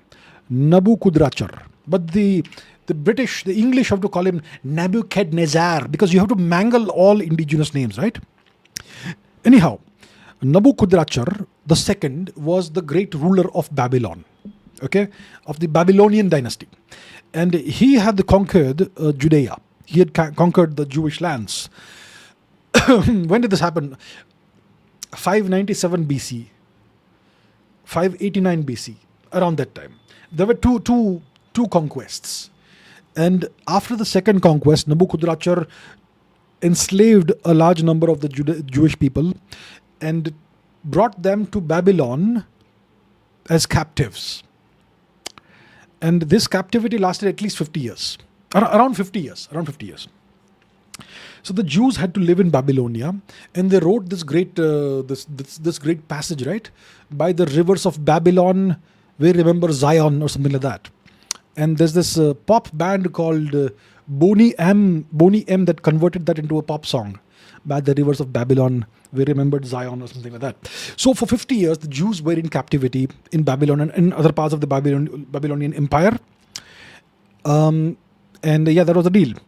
So Nabuchodonosor was this great evil Babylonian king who did that. Now, eventually, Nabuchodonosor was defeated by Kurush, the great Persian emperor. And Cyrus the Great. You want to use a Greek name? Cyrus the Great. His actual name was Kurush. So Kurush defeated Nabuchodonosor. He took over the Babylonian Empire. He freed the Jews and gave them permission to go back to Judea. So they go back to Judea, and Judea by this time is part of the Persian Empire also, because he has conquered all of that. So the Jews are finally able to return to Judea, and they obviously see Kurush as a great benefactor, as a great, generous, benevolent king. And they became influenced by the religion that Kurush practiced, which was Zarathustra's religion, a quasi-inversion of the Vedic religion, right? That's what Zarathustra practiced. So that's what Kurush practiced. So the Judaism is obviously a monotheistic religion. It's the original monotheistic religion, the original Abrahamic religion. And this became influenced by the various elements of Zoroastrianism. For example, Zoroastrianism is a polytheistic religion, first of all. Today, many Zoroastrians themselves believe it's a monotheistic religion, which is a lie. Zoroastrianism has this concept of a supreme deity called Ahura Mazda. And there is this shadow deity, the mirror opposite of Ahura Mazda, that is Angra Mainyu. That's the evil one, right? So you have a good versus bad duality in Zoroastrianism, but you also have other divinities like the Yazatas. You also have the Devas, who are the bad guys now, and so on. So you've got these multiple levels of divinities in Zoroastrianism. So the Jews, they took some of those concepts, those polytheistic concepts, but they converted those into monotheistic concepts. The Yazatas, they were these divinities, these gods, they were converted into the angels of Judaism. Angels. So the angels are not gods. They are beings with some aspect of divinity bestowed upon them by the great Yahweh, right? So they took that from Zoroastrianism, the concept of these secondary gods, but they converted those into angels. So we only have one God, we only believe in one God, and these angels are beings that God has blessed with certain extra powers, but they're not gods. So we are still monotheistic. But they borrowed that from Zoroastrianism. Secondly, the concept of paradise. So the word paradise apparently has a Persian origin. It means a walled garden of sorts, something like that. So apparently even this concept has been taken from Zoroastrianism. I'm not sure if Zoroastrianism has this concept of paradise. I'm not sure about that. But they took this word paradise from the Persian language, and they said that, after death, you go to paradise or you go to hell, that sort of thing. So some of these concepts have been taken from Zoroastrianism, but they have been incorporated into a monotheistic religion, Judaism. So yeah, there is definitely a Zoroastrian influence on Judaism.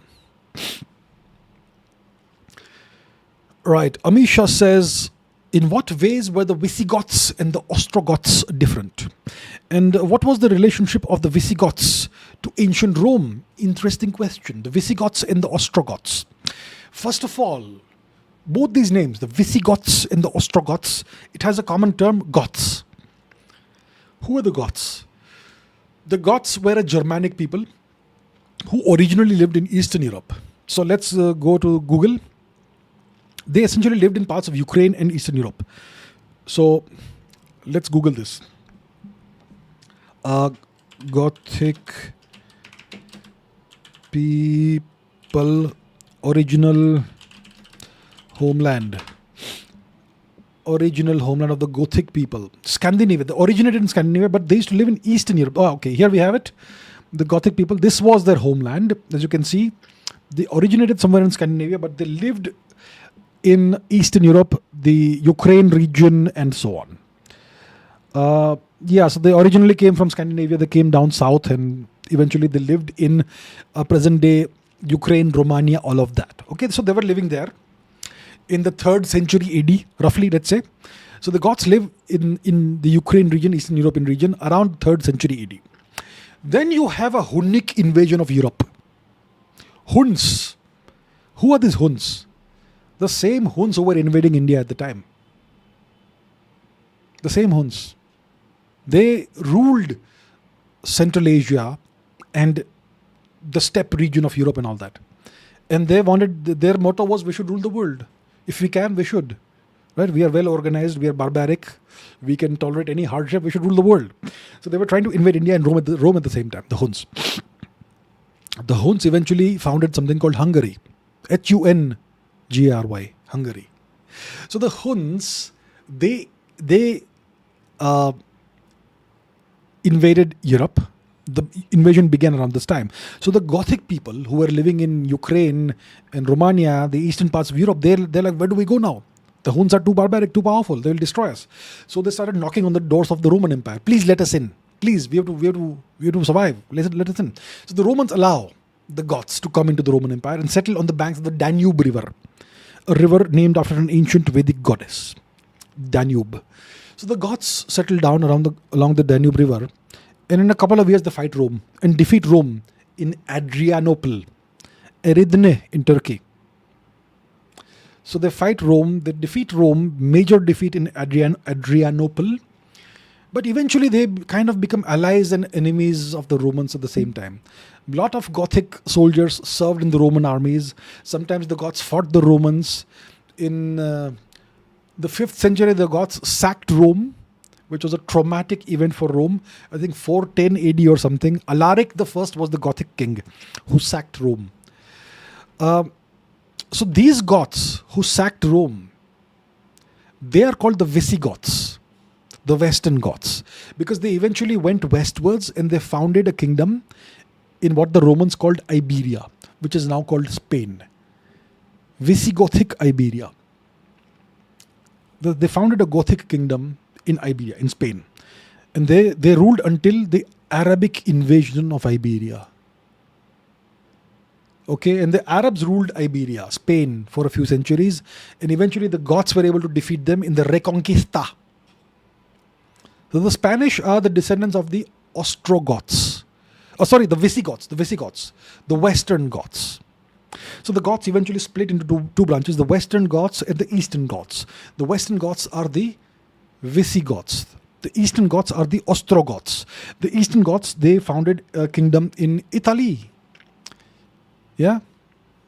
So the Eastern Goths had a kingdom in Italy, and the Western Goths had a kingdom in Spain.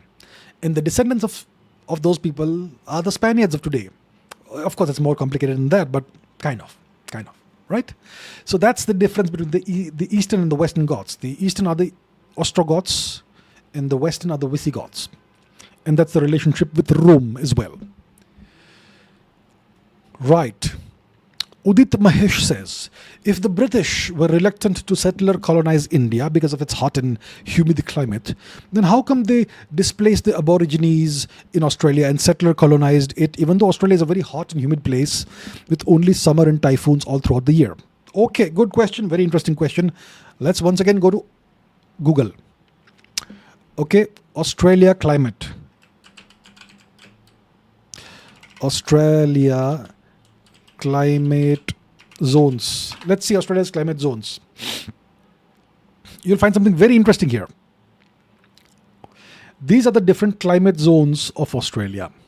Okay? Climate classification of Australia. Let's give me a second. I'll enlarge this if possible. Yeah, it's not gonna work. One second. Australian climate zones. Okay, let's just go to the Wikipedia article perhaps. That'll be I suppose, easier. Give me a second. I'll open Wikipedia for this. As always, let me remind you, Wikipedia is not necessarily a great source of information, but for the sake of saving time, let's look at this. So, if you look at this image of Australia, you will see that temperate climate, okay, the green parts. Okay, one second. Even this is not a great way of looking at it. So, essentially, one second, give me a second. I'll come back here. Okay, once again we come here. This is a better representation. All right.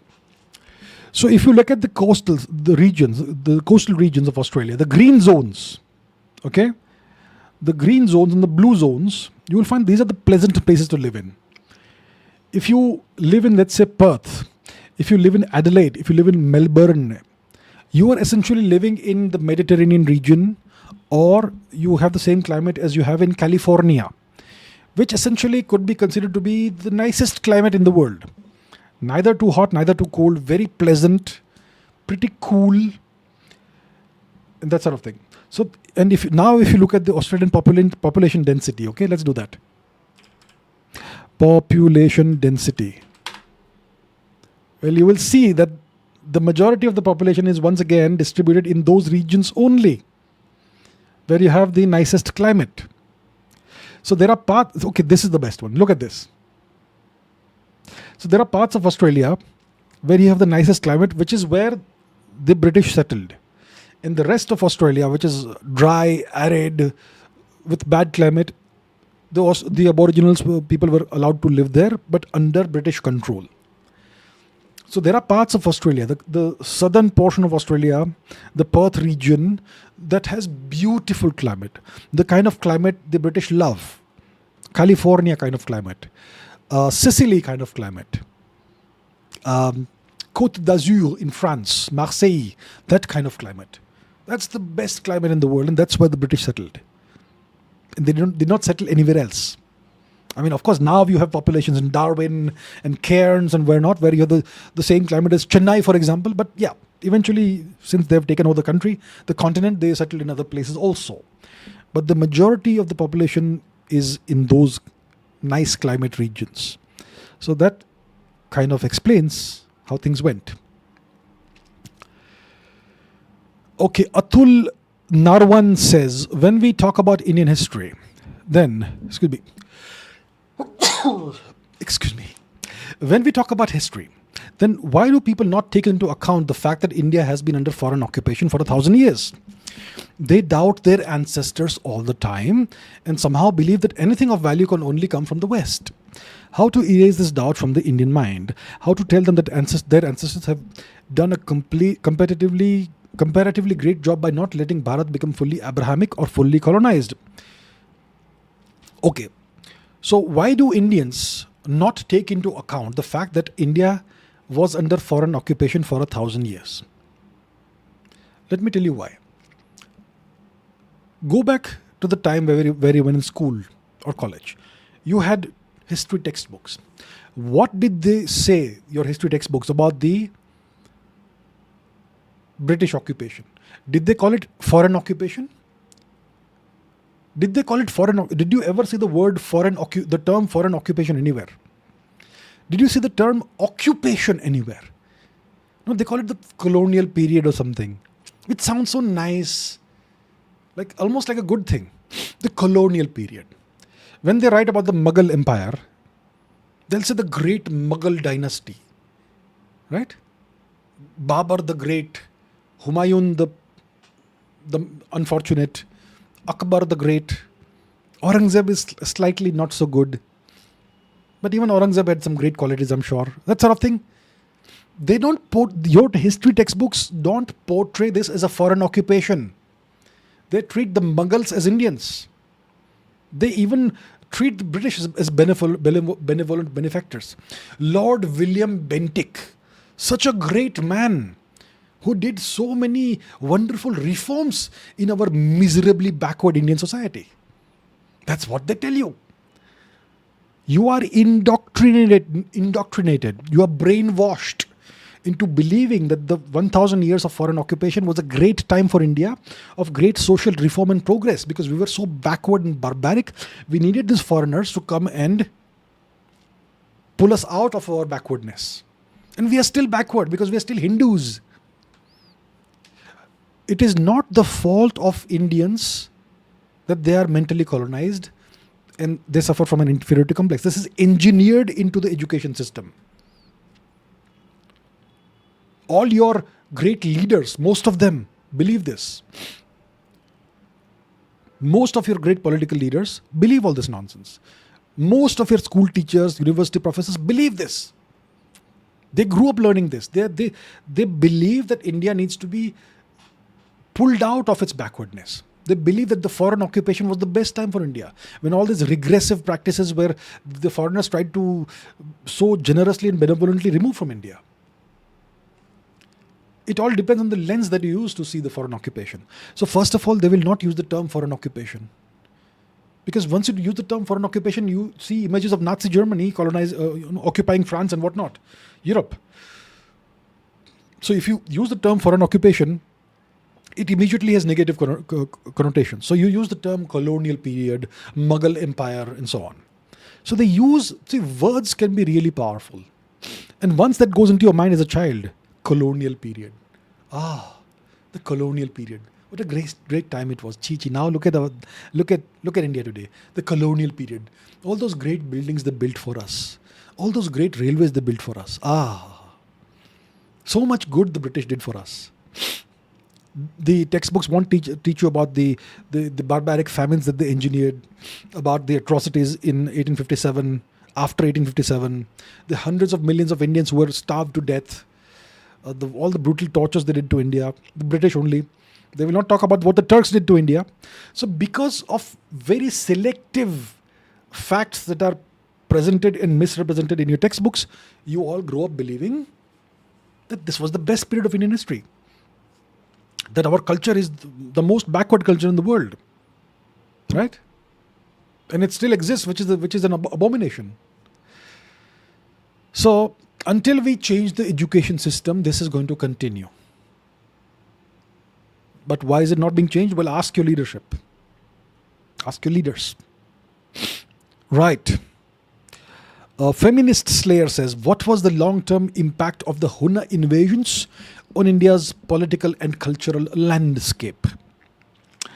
India's political, cultural landscape, Hunna invasions. The Huns who set the Ostrogoths and Visigoths running from Romania and Ukraine into Roman territory. The same Huns who invaded the Roman Empire, at the same time they were invading India. The same Huns. So we called them the Shweta Hunas, the white Huns, for whatever reason. Maybe they had white flags or white dresses or I don't know, whatever. White skin? I don't think so, whatever. So we called them the white Huns, the Shweta Hunas. And the Gupta Empire resisted the white Huns and defeated them multiple times. Our last great Gupta emperor, Skanda Gupta, spent his entire life and career fighting the Huns and repulsing wave after wave of Hunnic invasion. But eventually the Huns made ingress into India. They started with Gandhar. The first Hunnic king of Gandhar was what? Toramana, very naughty guy.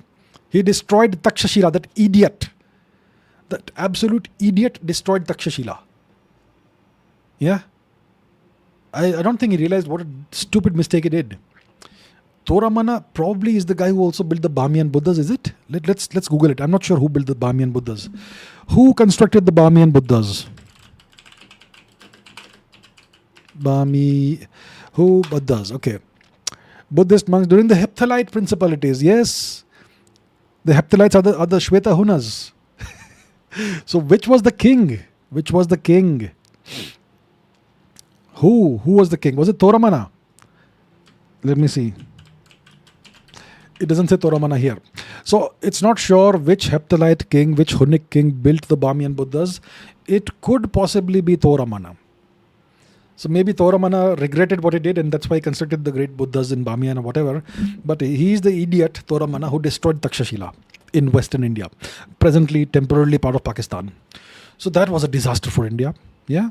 The Huns were, well, less civilized people. They were nomads, and they did not understand the value of civilization until they settled in India. So initially they would have said, let's destroy everything. So he destroyed Takshashila, that idiot, Toramana. And eventually, most likely, he's the guy who built the Bamiyan Buddhas in a later time. Maybe he may have repented of what he did. So he said, let me contribute something to culture and civilization. Eventually, and Toramana had a son. If you think Toramana was bad, at least he tried to do something good later. His son was Mihirkul. Mihirkul was hated universally by everyone. He was hated by the Buddhists, by the Hindus, by the Brahmins, by the atheists, by the Indians, by everybody. He was an absolute barbarian, Mihirkul. He was an atheist. He said, I will destroy all religious, all whatever religion exists, all religious manifestations. And he called himself Rajadhiraj or something, the king of kings. Maharaja Dhiraj, he called himself, Mihirkul. I am the king of kings. Eventually, he was defeated by some other king and he became a vassal. Then he did not call himself Maharaja Dhiraj, he just called himself Raja. He became a vassal. So Mihirkul was one of the nasty Hunnic kings, and he caused a lot of pain during the time he ruled. Eventually, you have later Hunnic kings who did a lot of good things. You have the Hindu Shahi Empire, the Hindu Shahi kingdom in Gandhar. Which is who are the Hindu Shahis? They were the Huns, Hunnic kings, who ruled India, who ruled northwest India, the Gandhar Kashmir region, and they fought the Turks. They defended India from the Turks. The same Huns, the Hindu Shahis. Sorry, no, not the Hindu Shahis, the Turk Shahis.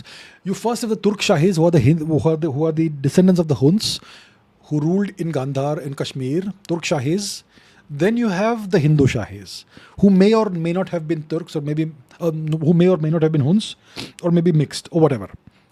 So yeah, you have the Turk Shahis, who were Hindus and who defended India from other barbaric Turks.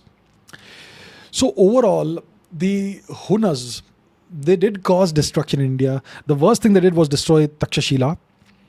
They also did a lot of good things for India. Eventually, once they became Indian, after a couple of generations, they built the Buddhas in Bamiyan. They did a lot of religious work. One of the Hunnic kings was the patron of Brahmagupta, for example. If you look at, let's go to Wikipedia. Okay, if you see this,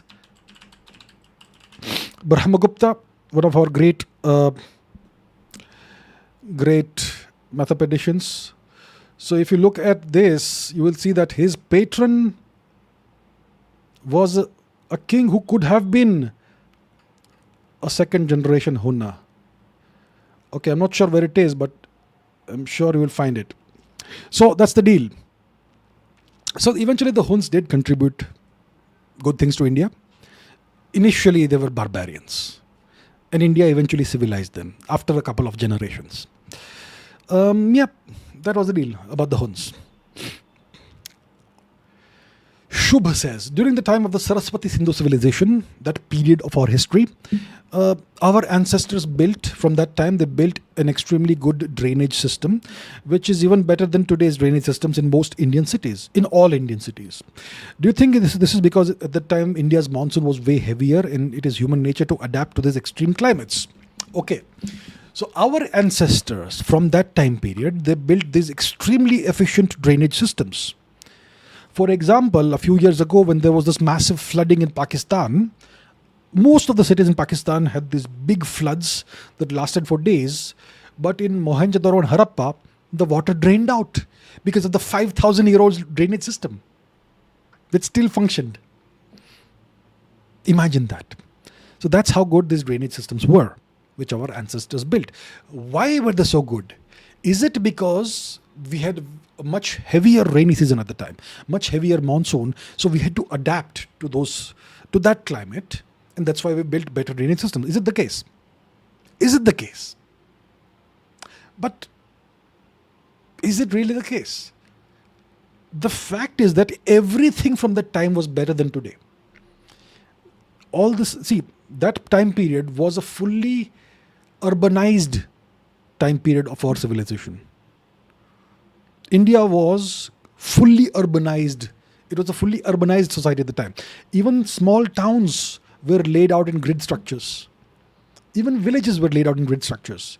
And the metropolitan cities like Harappa, Mohenjo-daro, Rakhigarhi, Birana or whatnot, or Kalimangan, these were all laid out in the grid structure that you see in Western cities today. Right? So you had beautiful town planning. And you had multi-storied buildings 5,000-6,000 years ago. And you had ports and dockyards and harbors with hydro engineering that rivals what we have today. If you look at the dockyard, the harbor at Lothal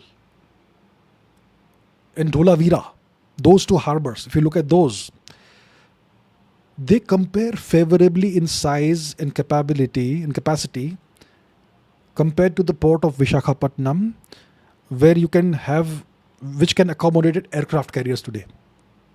That's how advanced the engineering was. So it's not like only the drainage systems were better than today's India. Everything was better than today's India. What does it indicate, my dear viewers? It indicates, my dear viewers, that your ancestors 5,000 years ago had much higher standards than you all have today.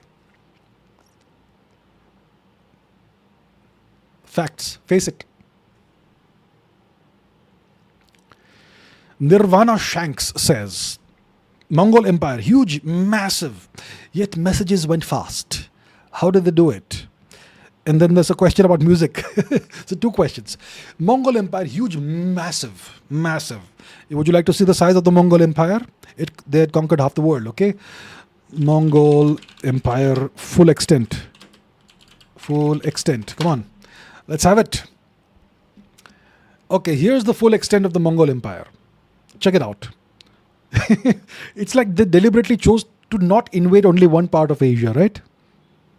Right? They deliberately chose to not invade only one part of Asia. They took everything else. And they went all the way into Eastern Europe. So this is the size of the Mongol Empire at its peak.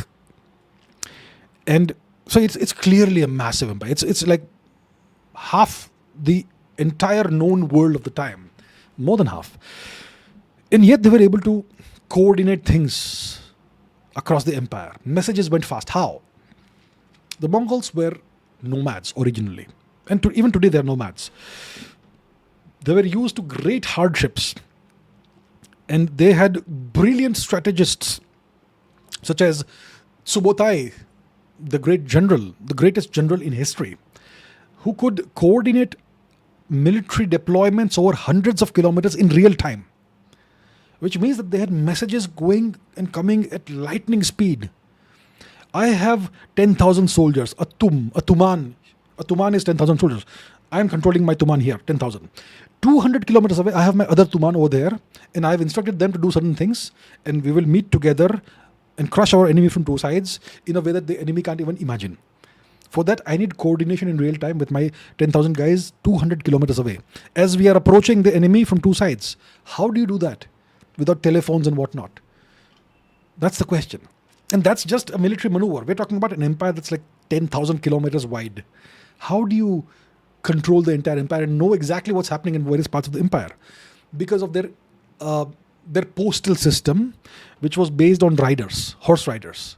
So they had these postal, not really postal system, but message relay system. They had these relay posts all over the empire, where you would have fresh horses waiting for you. So if I am a messenger of the great emperor, Shri Chinggis Khan, and I have this letter with his stamp, then all I have to do is I take a fresh horse, and I ride as fast as possible in one day, 70, 80 kilometers over the period of one day. I reach the next checkpost. I'm exhausted. My horse is exhausted. I give my horse to these guys. They will take care of the horse, and in 2-3 days the horse will recover. I'll take a fresh horse. I'll sleep for a few hours, and I'll get going again. Or maybe I will just hand it over like a relay race, a 4 by 100 meters relay race. I'll hand over the message to the guy who's waiting for me there, and I go to sleep, and he starts the journey in the night. And he goes to the next checkpost, which is another 70, 80 kilometers away. So that way you can have messages travel several thousand kilometers in just a few days.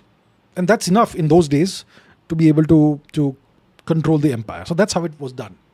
There are these radiating networks that went out in all directions across the empire, where you could have messages travel incredibly fast compared to the way messages traveled in those days. So that's how they were able to do it. Now, about your other question, would Axl Rose or Robert Plant be able to sing those tremendous ragas I was talking about in yesterday's live stream, provided they have such a broad vocal range? Of course they can. Of course they can. Any competent singer, and Axl Rose and Robert Plant are some of the best singers that we have. Any singer of that caliber can sing ragas. They will obviously need to be taught the fundamentals of ragas, what a raga is, right? What the notes are, the ascending scale, descending scale, sonant, consonant note, the drone notes, the pakad, and so on, right?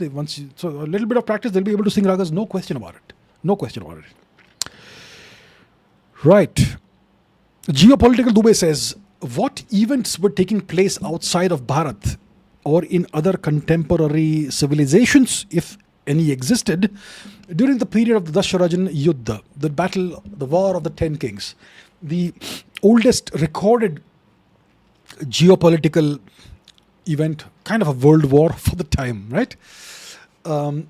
So, first of all, to answer the question, you have to kind of place this event in the chronology of history.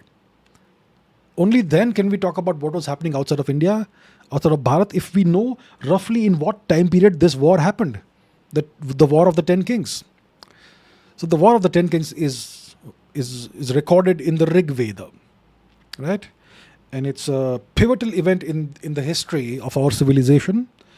It is King Sudas, the son of King Divodas, who was up against a confederation of 10 clans.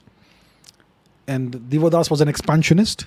He starts from northern central India, moves westwards towards the Sapta Sindhu region.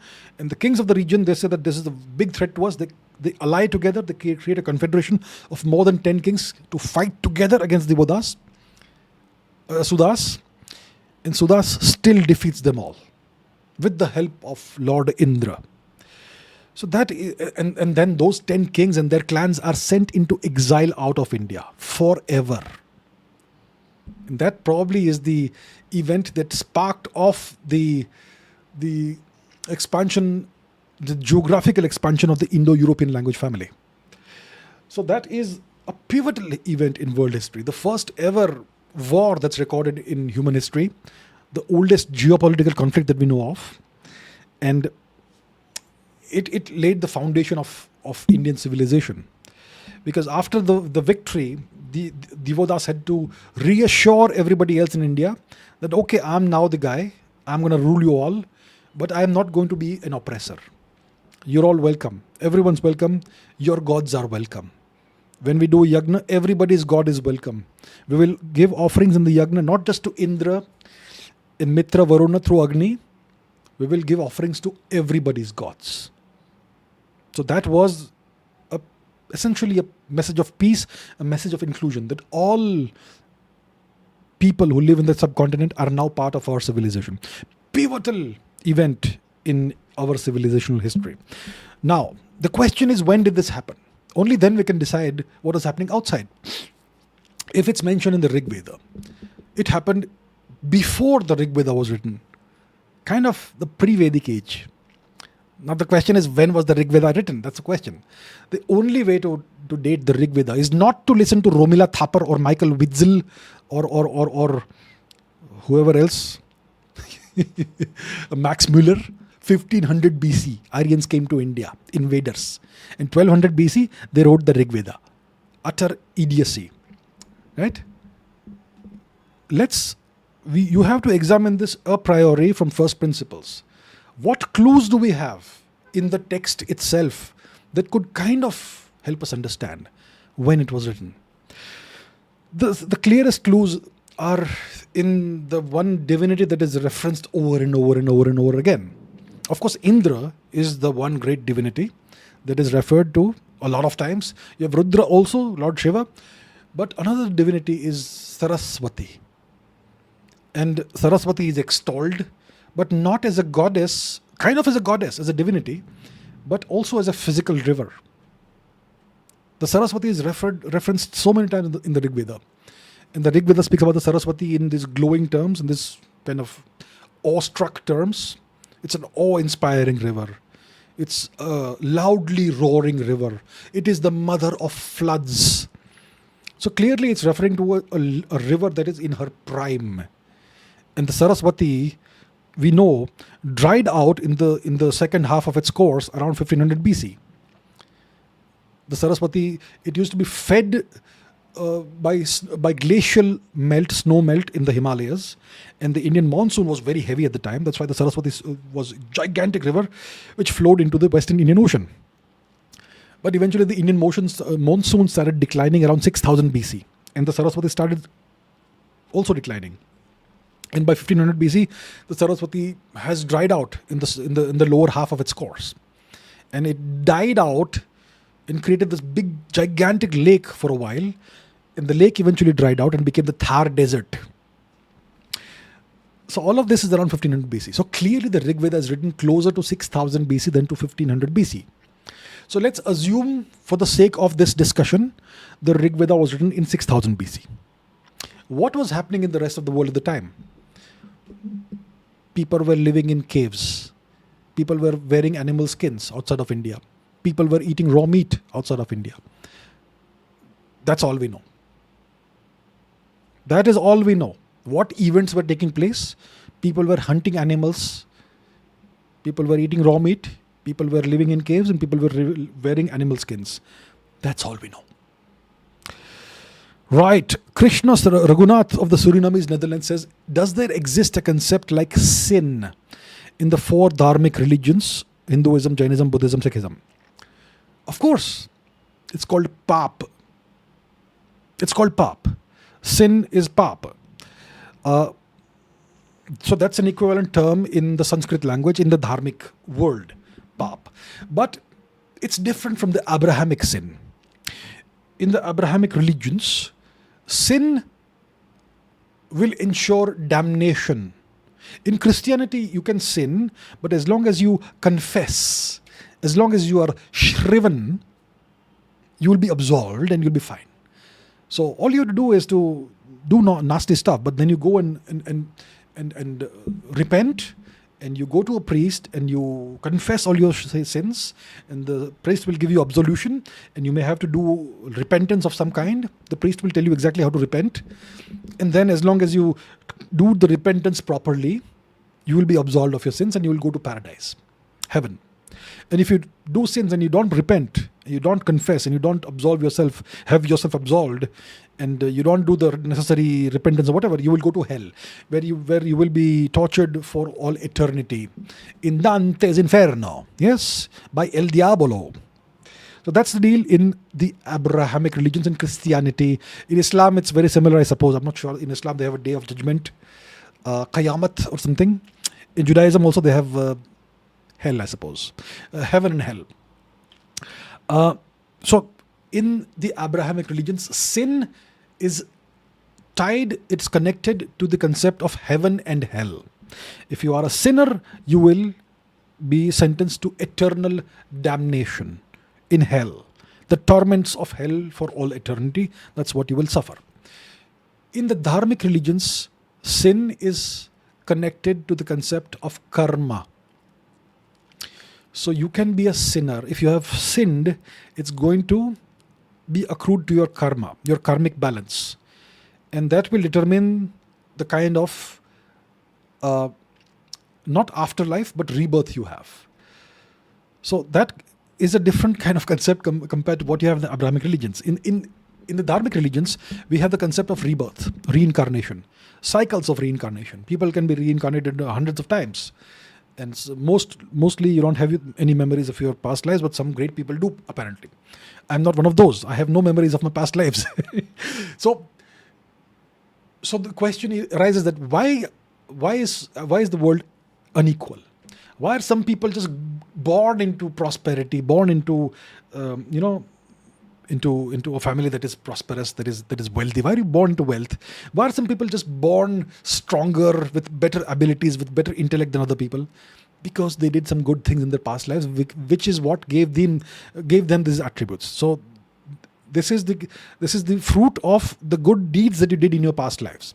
And why are some people just born with other attributes that are not so good because of bad things they did in their past lives, that sort of thing.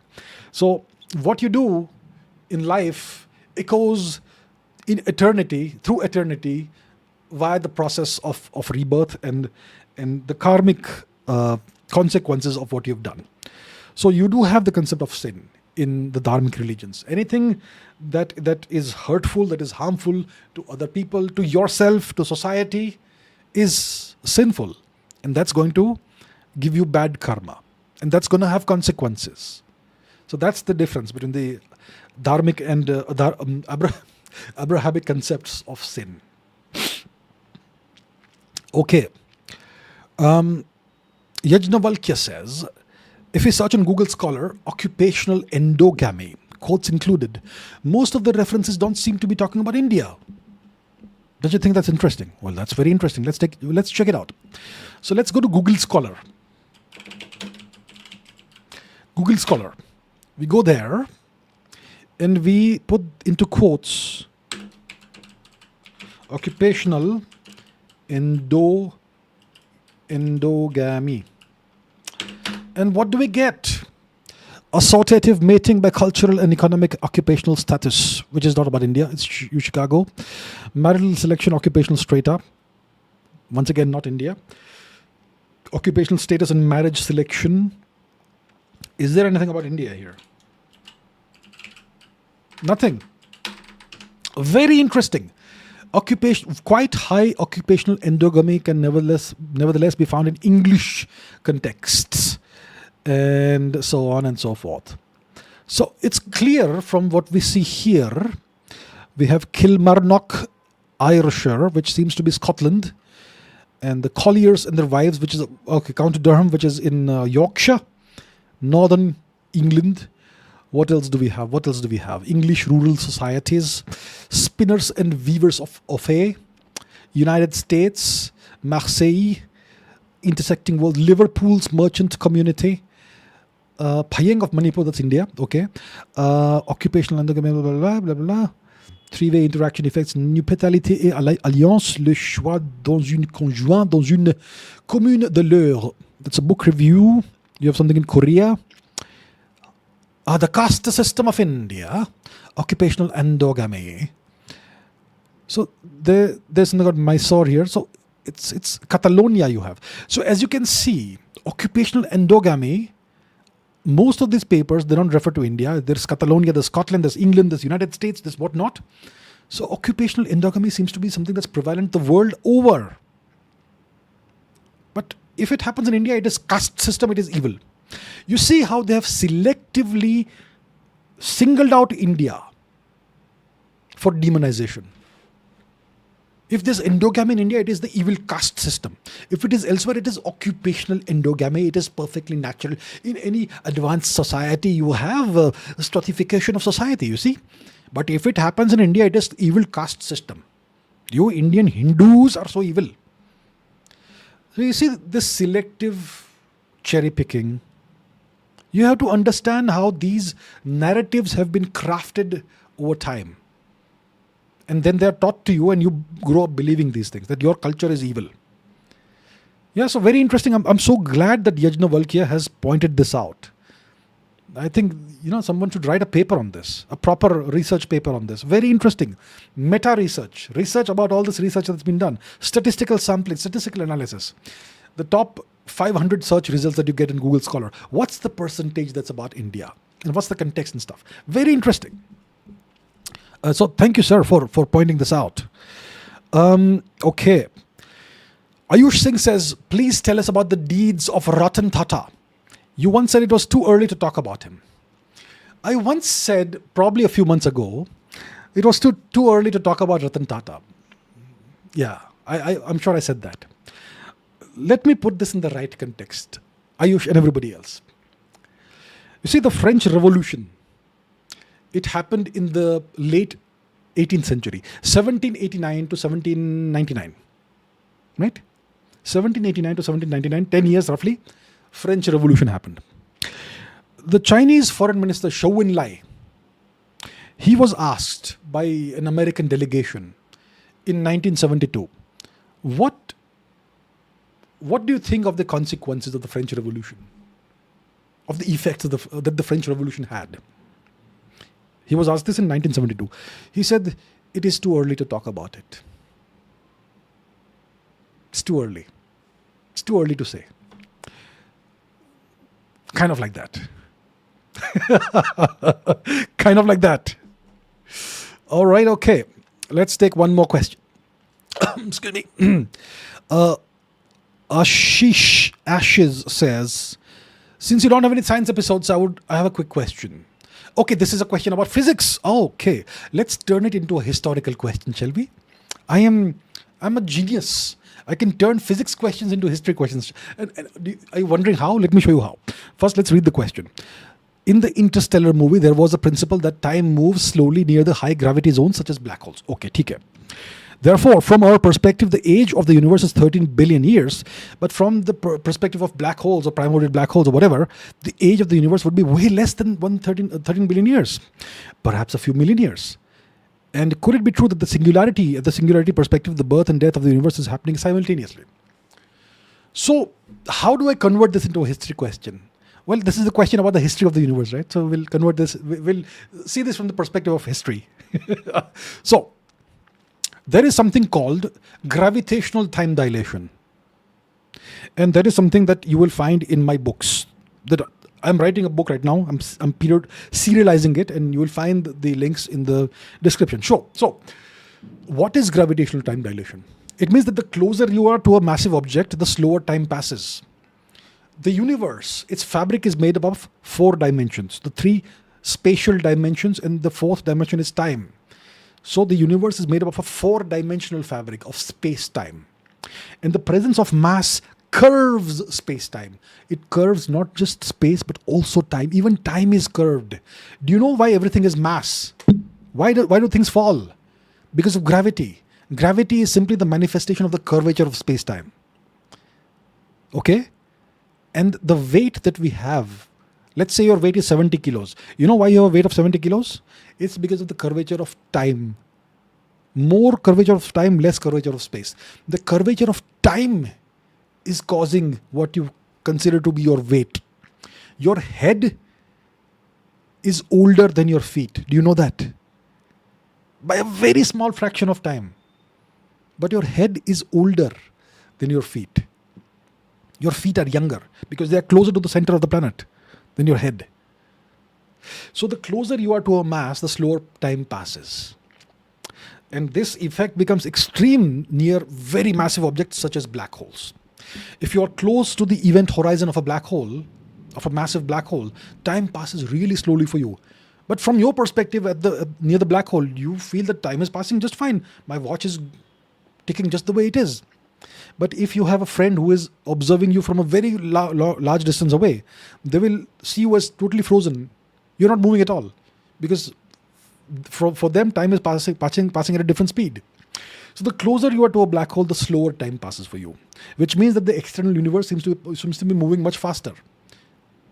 Which means that if you actually go inside a black hole, if you cross the event horizon, you will see things that are so weird, looking outwards. In the time that it takes your heart to beat once, you will see the birth and death of stars. That's what you see if you're taking that final journey towards the singularity.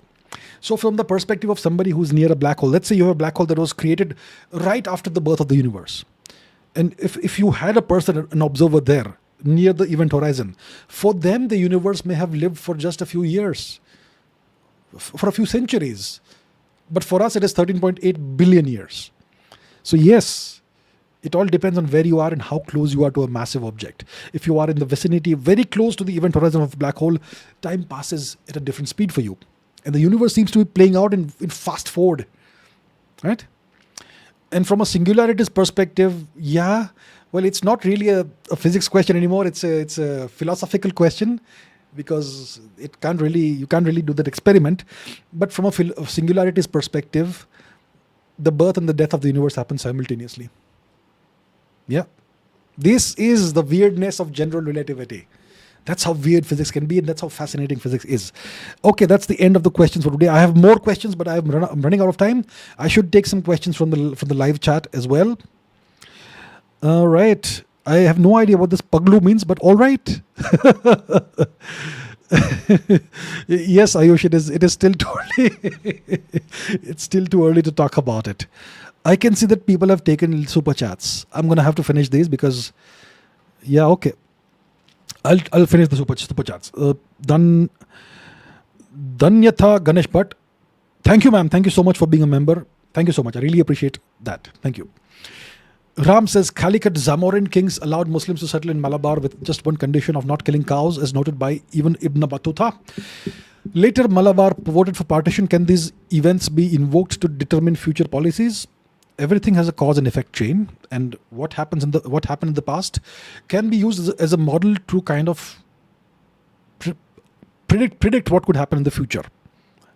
So based on the things that have happened in the past, based on the cyclicality of nature of history and of human nature, you can kind of say that if things happen in the past, similar things could happen. The same pattern could recur in the future.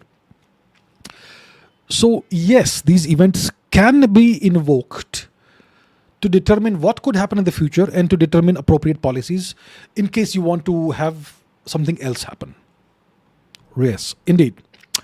Abhyuday Singh says, please make someone a mod here. When you're busy answering questions, some lectures disturb the chat. Some are here right now as well. Well, I shall inform my moderator very strictly that please don't fall asleep at the wheel, and do remove the lectures who may be disturbing the other viewers. So I apologize for that, and I will ensure that there is stricter moderation going forward.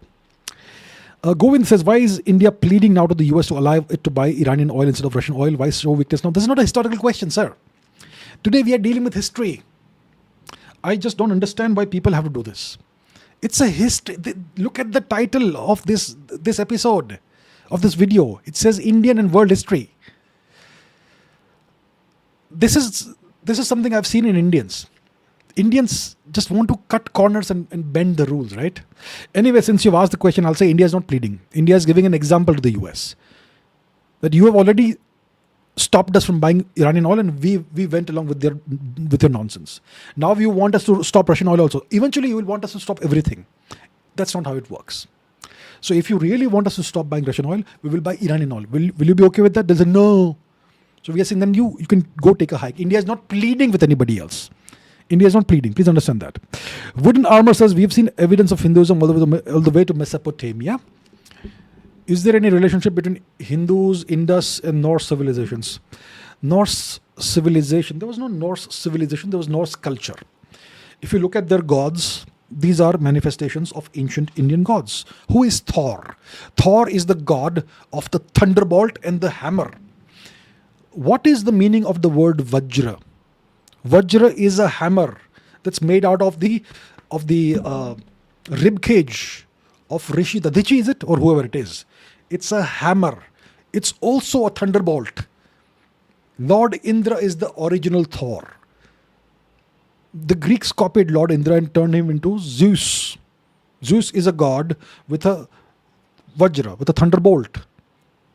Also a hammer god. So is Jupiter. And eventually so is Thor. So yeah, there is a connection. No question about it. No question. Pratardana says, as per proper hard evidence, chariot antennae held swords only spread to Europe around 1500 BC, time coinciding with Mitanni related migrations. In ADNA, our people are finding Indus and Alalakh ancestry in Idonia. Okay, that's interesting. If you could give a specific reference of a paper in the comments later on, I could look into it. There are so many papers, and the past 2-3 years I have not really kept abreast of what's happening in the research. I was deep into the Aryan invasion migration debunking thing in 2017, 2018, all the way up to 2020, 21. Then I kind of pulled out of it because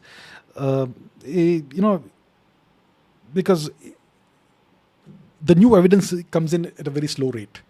I wanted to synthesize all the evidence that existed until that point and to demonstrate that this entire story, this narrative that there was an invasion of India by Aryans, it is a lie. And I put out an article which brought all the evidence together, and I showed the patterns that it's entirely a lie. So then they converted that into a migration thing, from invasion to migration, and eventually they'll do all that. So all these little pieces of evidence which come in, they all tie in with all the other evidence, and they patch up all the holes. So it's like a gigantic jigsaw puzzle. And the researchers and the narrative the propagandists who are pushing the Aryan migration invasion narrative, they will selectively cherry pick some parts of the evidence and misconstrue it to claim that there was a migration or invasion. Like Michael Witzel and his inversion of the Bodhyayana Shrota Sutras, the meaning of what was written there, of an invasion to the east instead of west. That sort of thing. So, chariot antennae and hilt swords spread to Europe around 1500 BC, which is when you have the recorded presence of Indians in Anatolia and Syria, the Mitanni Empire, right? Mitanni-related migrations. Very interesting, yes. And our people are finding Indus Alalak ancestry in Aldonia. The more research happens, the more you're going to find evidence that there were invasions, not invasions, there were migrations west of India, outside of India. India was the origin of these migrations. India was the big, gigantic population center compared to the rest of Eurasia. And these migrations were happening out of India. The same time that you have the first presence of Indian cattle and Indian people in Anatolia, in Syria, and in Egypt. At the same time, you have the first presence of Indians in Australia. Indians were adventurers. Indians used to go by sea. Indians used to travel by land. Indians wanted to go everywhere and travel the world. It's Indians who spread the Indo-European cultures everywhere. And eventually, the evidence is going to become so overwhelming that it's going to be indisputable. But these beliefs change only with the passing of people. You see, for example, for the longest time, it was believed that black holes are nonsense. Arthur Eddington and Albert Einstein himself were huge opponents of the concept of black holes. Einstein wrote papers trying to prove that black holes could never exist. Eddington humiliated Subramaniam Chandrasekhar because Chandrasekhar's research was showing that black holes would form. It was only after the death of Eddington and Einstein that the research in black holes really took off. So you will need the passage of time and the passage of these evil propagandists for things to change. It'll take time, but it's all going to come out. And I will be vindicated. Pratar Dana says Pashtuns and Kyrgyz Turks have R1A branch share with Kushans and Santashta. It turns out Tarim mummies are R1B and R1A takes over in around Iron Age. Very interesting. Looks like there's been new research. I'll have to look it up. I'll have to check it out. So Tarim mummies are R1B. Well, what I had seen was that the majority was R1A. But maybe there's new research and new samples have come out. I'm not sure. I'll have to check it out. Pashtuns and Kyrgyz Turks have R1A branch shared with Kushans and Santashta. Tarim mummies are R1B. So are you saying that Tarim mummies are not connected to the Kushans? Very interesting. I'll have to check out this new research. Like I said, I've not been keeping in touch with the research the past 3-4 years, but I'll check it out. So thank you for pointing this out, sir. Thank you very much. Harshai says, why cousin marriage is common in Idli state? It was done in Mahabhatu. I have no idea what Idli states are. What is Mahabharat? Did you have cousin marriages in Mahabharat? I'm not sure about this, sir. Not sure. Sorry. Ash Ketchum says, how did the British establish corruption in India? They institutionalized corruption. Example, the British created something called the judiciary. The judiciary's role was to end dispute, to resolve and mediate in disputes, and to enforce contracts. And the objective was to ensure that the British got their things done very fast. But if you are creating a judiciary, even the Indians will have to, because they are ruled by you, they will also approach the judiciary for various disputes. So the British ensured, they implemented a two-tier system. That when there is a British person who comes to the judiciary with a case, the case is disposed of fast, lightning fast. But when an Indian person will approach the judiciary, that will be delayed. Those cases will be delayed. They will be asked for bribes. The papers will get stuck in various files. And each stage of the way, you have to go and approach that clerk and pay some bribe. So this was another another way of demoralizing the Indians and oppressing them. Isn't that called corruption? That's one way to institutionalize corruption in India. Pratardana says Italy, Spain, Greece have low 10 to 20% Yamnaya ancestry only. Does it mean separate origins, or 2 or even 3 sources and regions of origin? So the Yamnaya invasion happened about 4,500 years ago. It came from the east and it spread into Europe. And in a very short period of time, historically speaking, the Yamnaya conquered most of Europe, and they conducted a proper genocide of the European males, and then they intermingled with the women folk who they did not kill, and their descendants are today's Europeans. Now, the extent of the genocide would differ in various parts of Europe. In many parts of Europe, almost all the males were killed off. For example, if you go to the British Islands, the people who built Stonehenge, their male folk were killed off entirely. Their women were not killed. And today's English, British people, the Celtic people who lived in the British Islands at the time of Julius Caesar, they were the descendants of the Yamnaya males and the original women folk of the region. So if Italy and Spain and Greece have low Yamnaya ancestry, it means that the genocide was only partially done there. That's what it would mean. It means that the original hunter-gatherer folk who lived in Italy, Spain, Greece, male folk, it looks like many of them would have survived the Yamnaya invasion, and their genetics continue. Does it mean separate origins? Well, it depends on what is the meaning of separate origins. It depends on the time period we're looking at. If we are looking at the last 5,000 years, definitely separate origins. If we're looking at the last 80,000 years, all common origins pointing to Africa. So it depends on what lens you're looking at, what time period you're looking at. But definitely, if you're looking at 5,000 year perspective, definitely different origins. Yes. Godliness says some historians believe that Rajput and Jat kings felt betrayed by the Maratha Empire, hence they did not support the Maratha army in the Third Battle of Panipat. Is this true? And so on. I am not an expert in this. I am not interested in recent history. I have not studied the Maratha Empire in any great detail. I am not competent to answer questions about the Maratha Empire and the little petty rivalries that existed in India at the time. I have no interest in this period of history. It is a majorly depressing period of Indian history for me. It's maybe something that's left over from my childhood, because in my childhood I used to stay away from Indian history. I used to read Greek history, Roman history, etc., blah blah blah, Egyptian history, Chinese history, world history. I would stay away from Indian history because it was so depressing. It was a history of defeats. And this entire time period where you have Indians fighting Indians and the Marathas are trying to defeat the Mughals who have already defeated the Rajputs before and all that, I have never really bothered to study this in detail, which is why I am not the right person to answer this question. And I am not interested in these battles, of these ego battles, Maratha versus Rajput versus Jat versus whoever else versus Gurjar versus Pratihar and God knows what else. Indians, they spend their whole lives fighting these petty little ego battles. They forget that we are one people. Indians always prioritize their sub-national ancestry, their sub-civilizational ancestry, and their sub-civilizational identities. This is the problem with Indians. They have this great desire from inside to keep fighting each other. So I have no interest in this. I'm sorry, because I'm not the right person to answer this question. Godliness says, historical fact from Bible and core of US-Israel alliance, Jesus' second coming will only be possible if there will be a third temple on the Temple Mount in the holy city of Jerusalem. My views, I have no views. I stay out of these matters. I have no idea. Very, very sorry. I have no idea. I have not studied the Bible. The only time I read the Bible was when I was stuck in a hotel room when I was 8 years old. And they had this small little pocket Bible. And I had a whole day to kill. And the TV was boring for that day for some reason. So I read that little book, and that's the only time I read the Bible, a pocket Bible.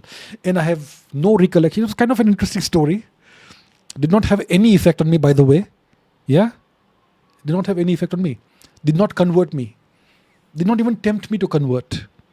So, failure. But yeah, I have no idea about this. Sorry. Pratar Dana says, Supreme Court criticized the government for showing Akbar bad. All right, sir. Okay, what can I say? All right, noted.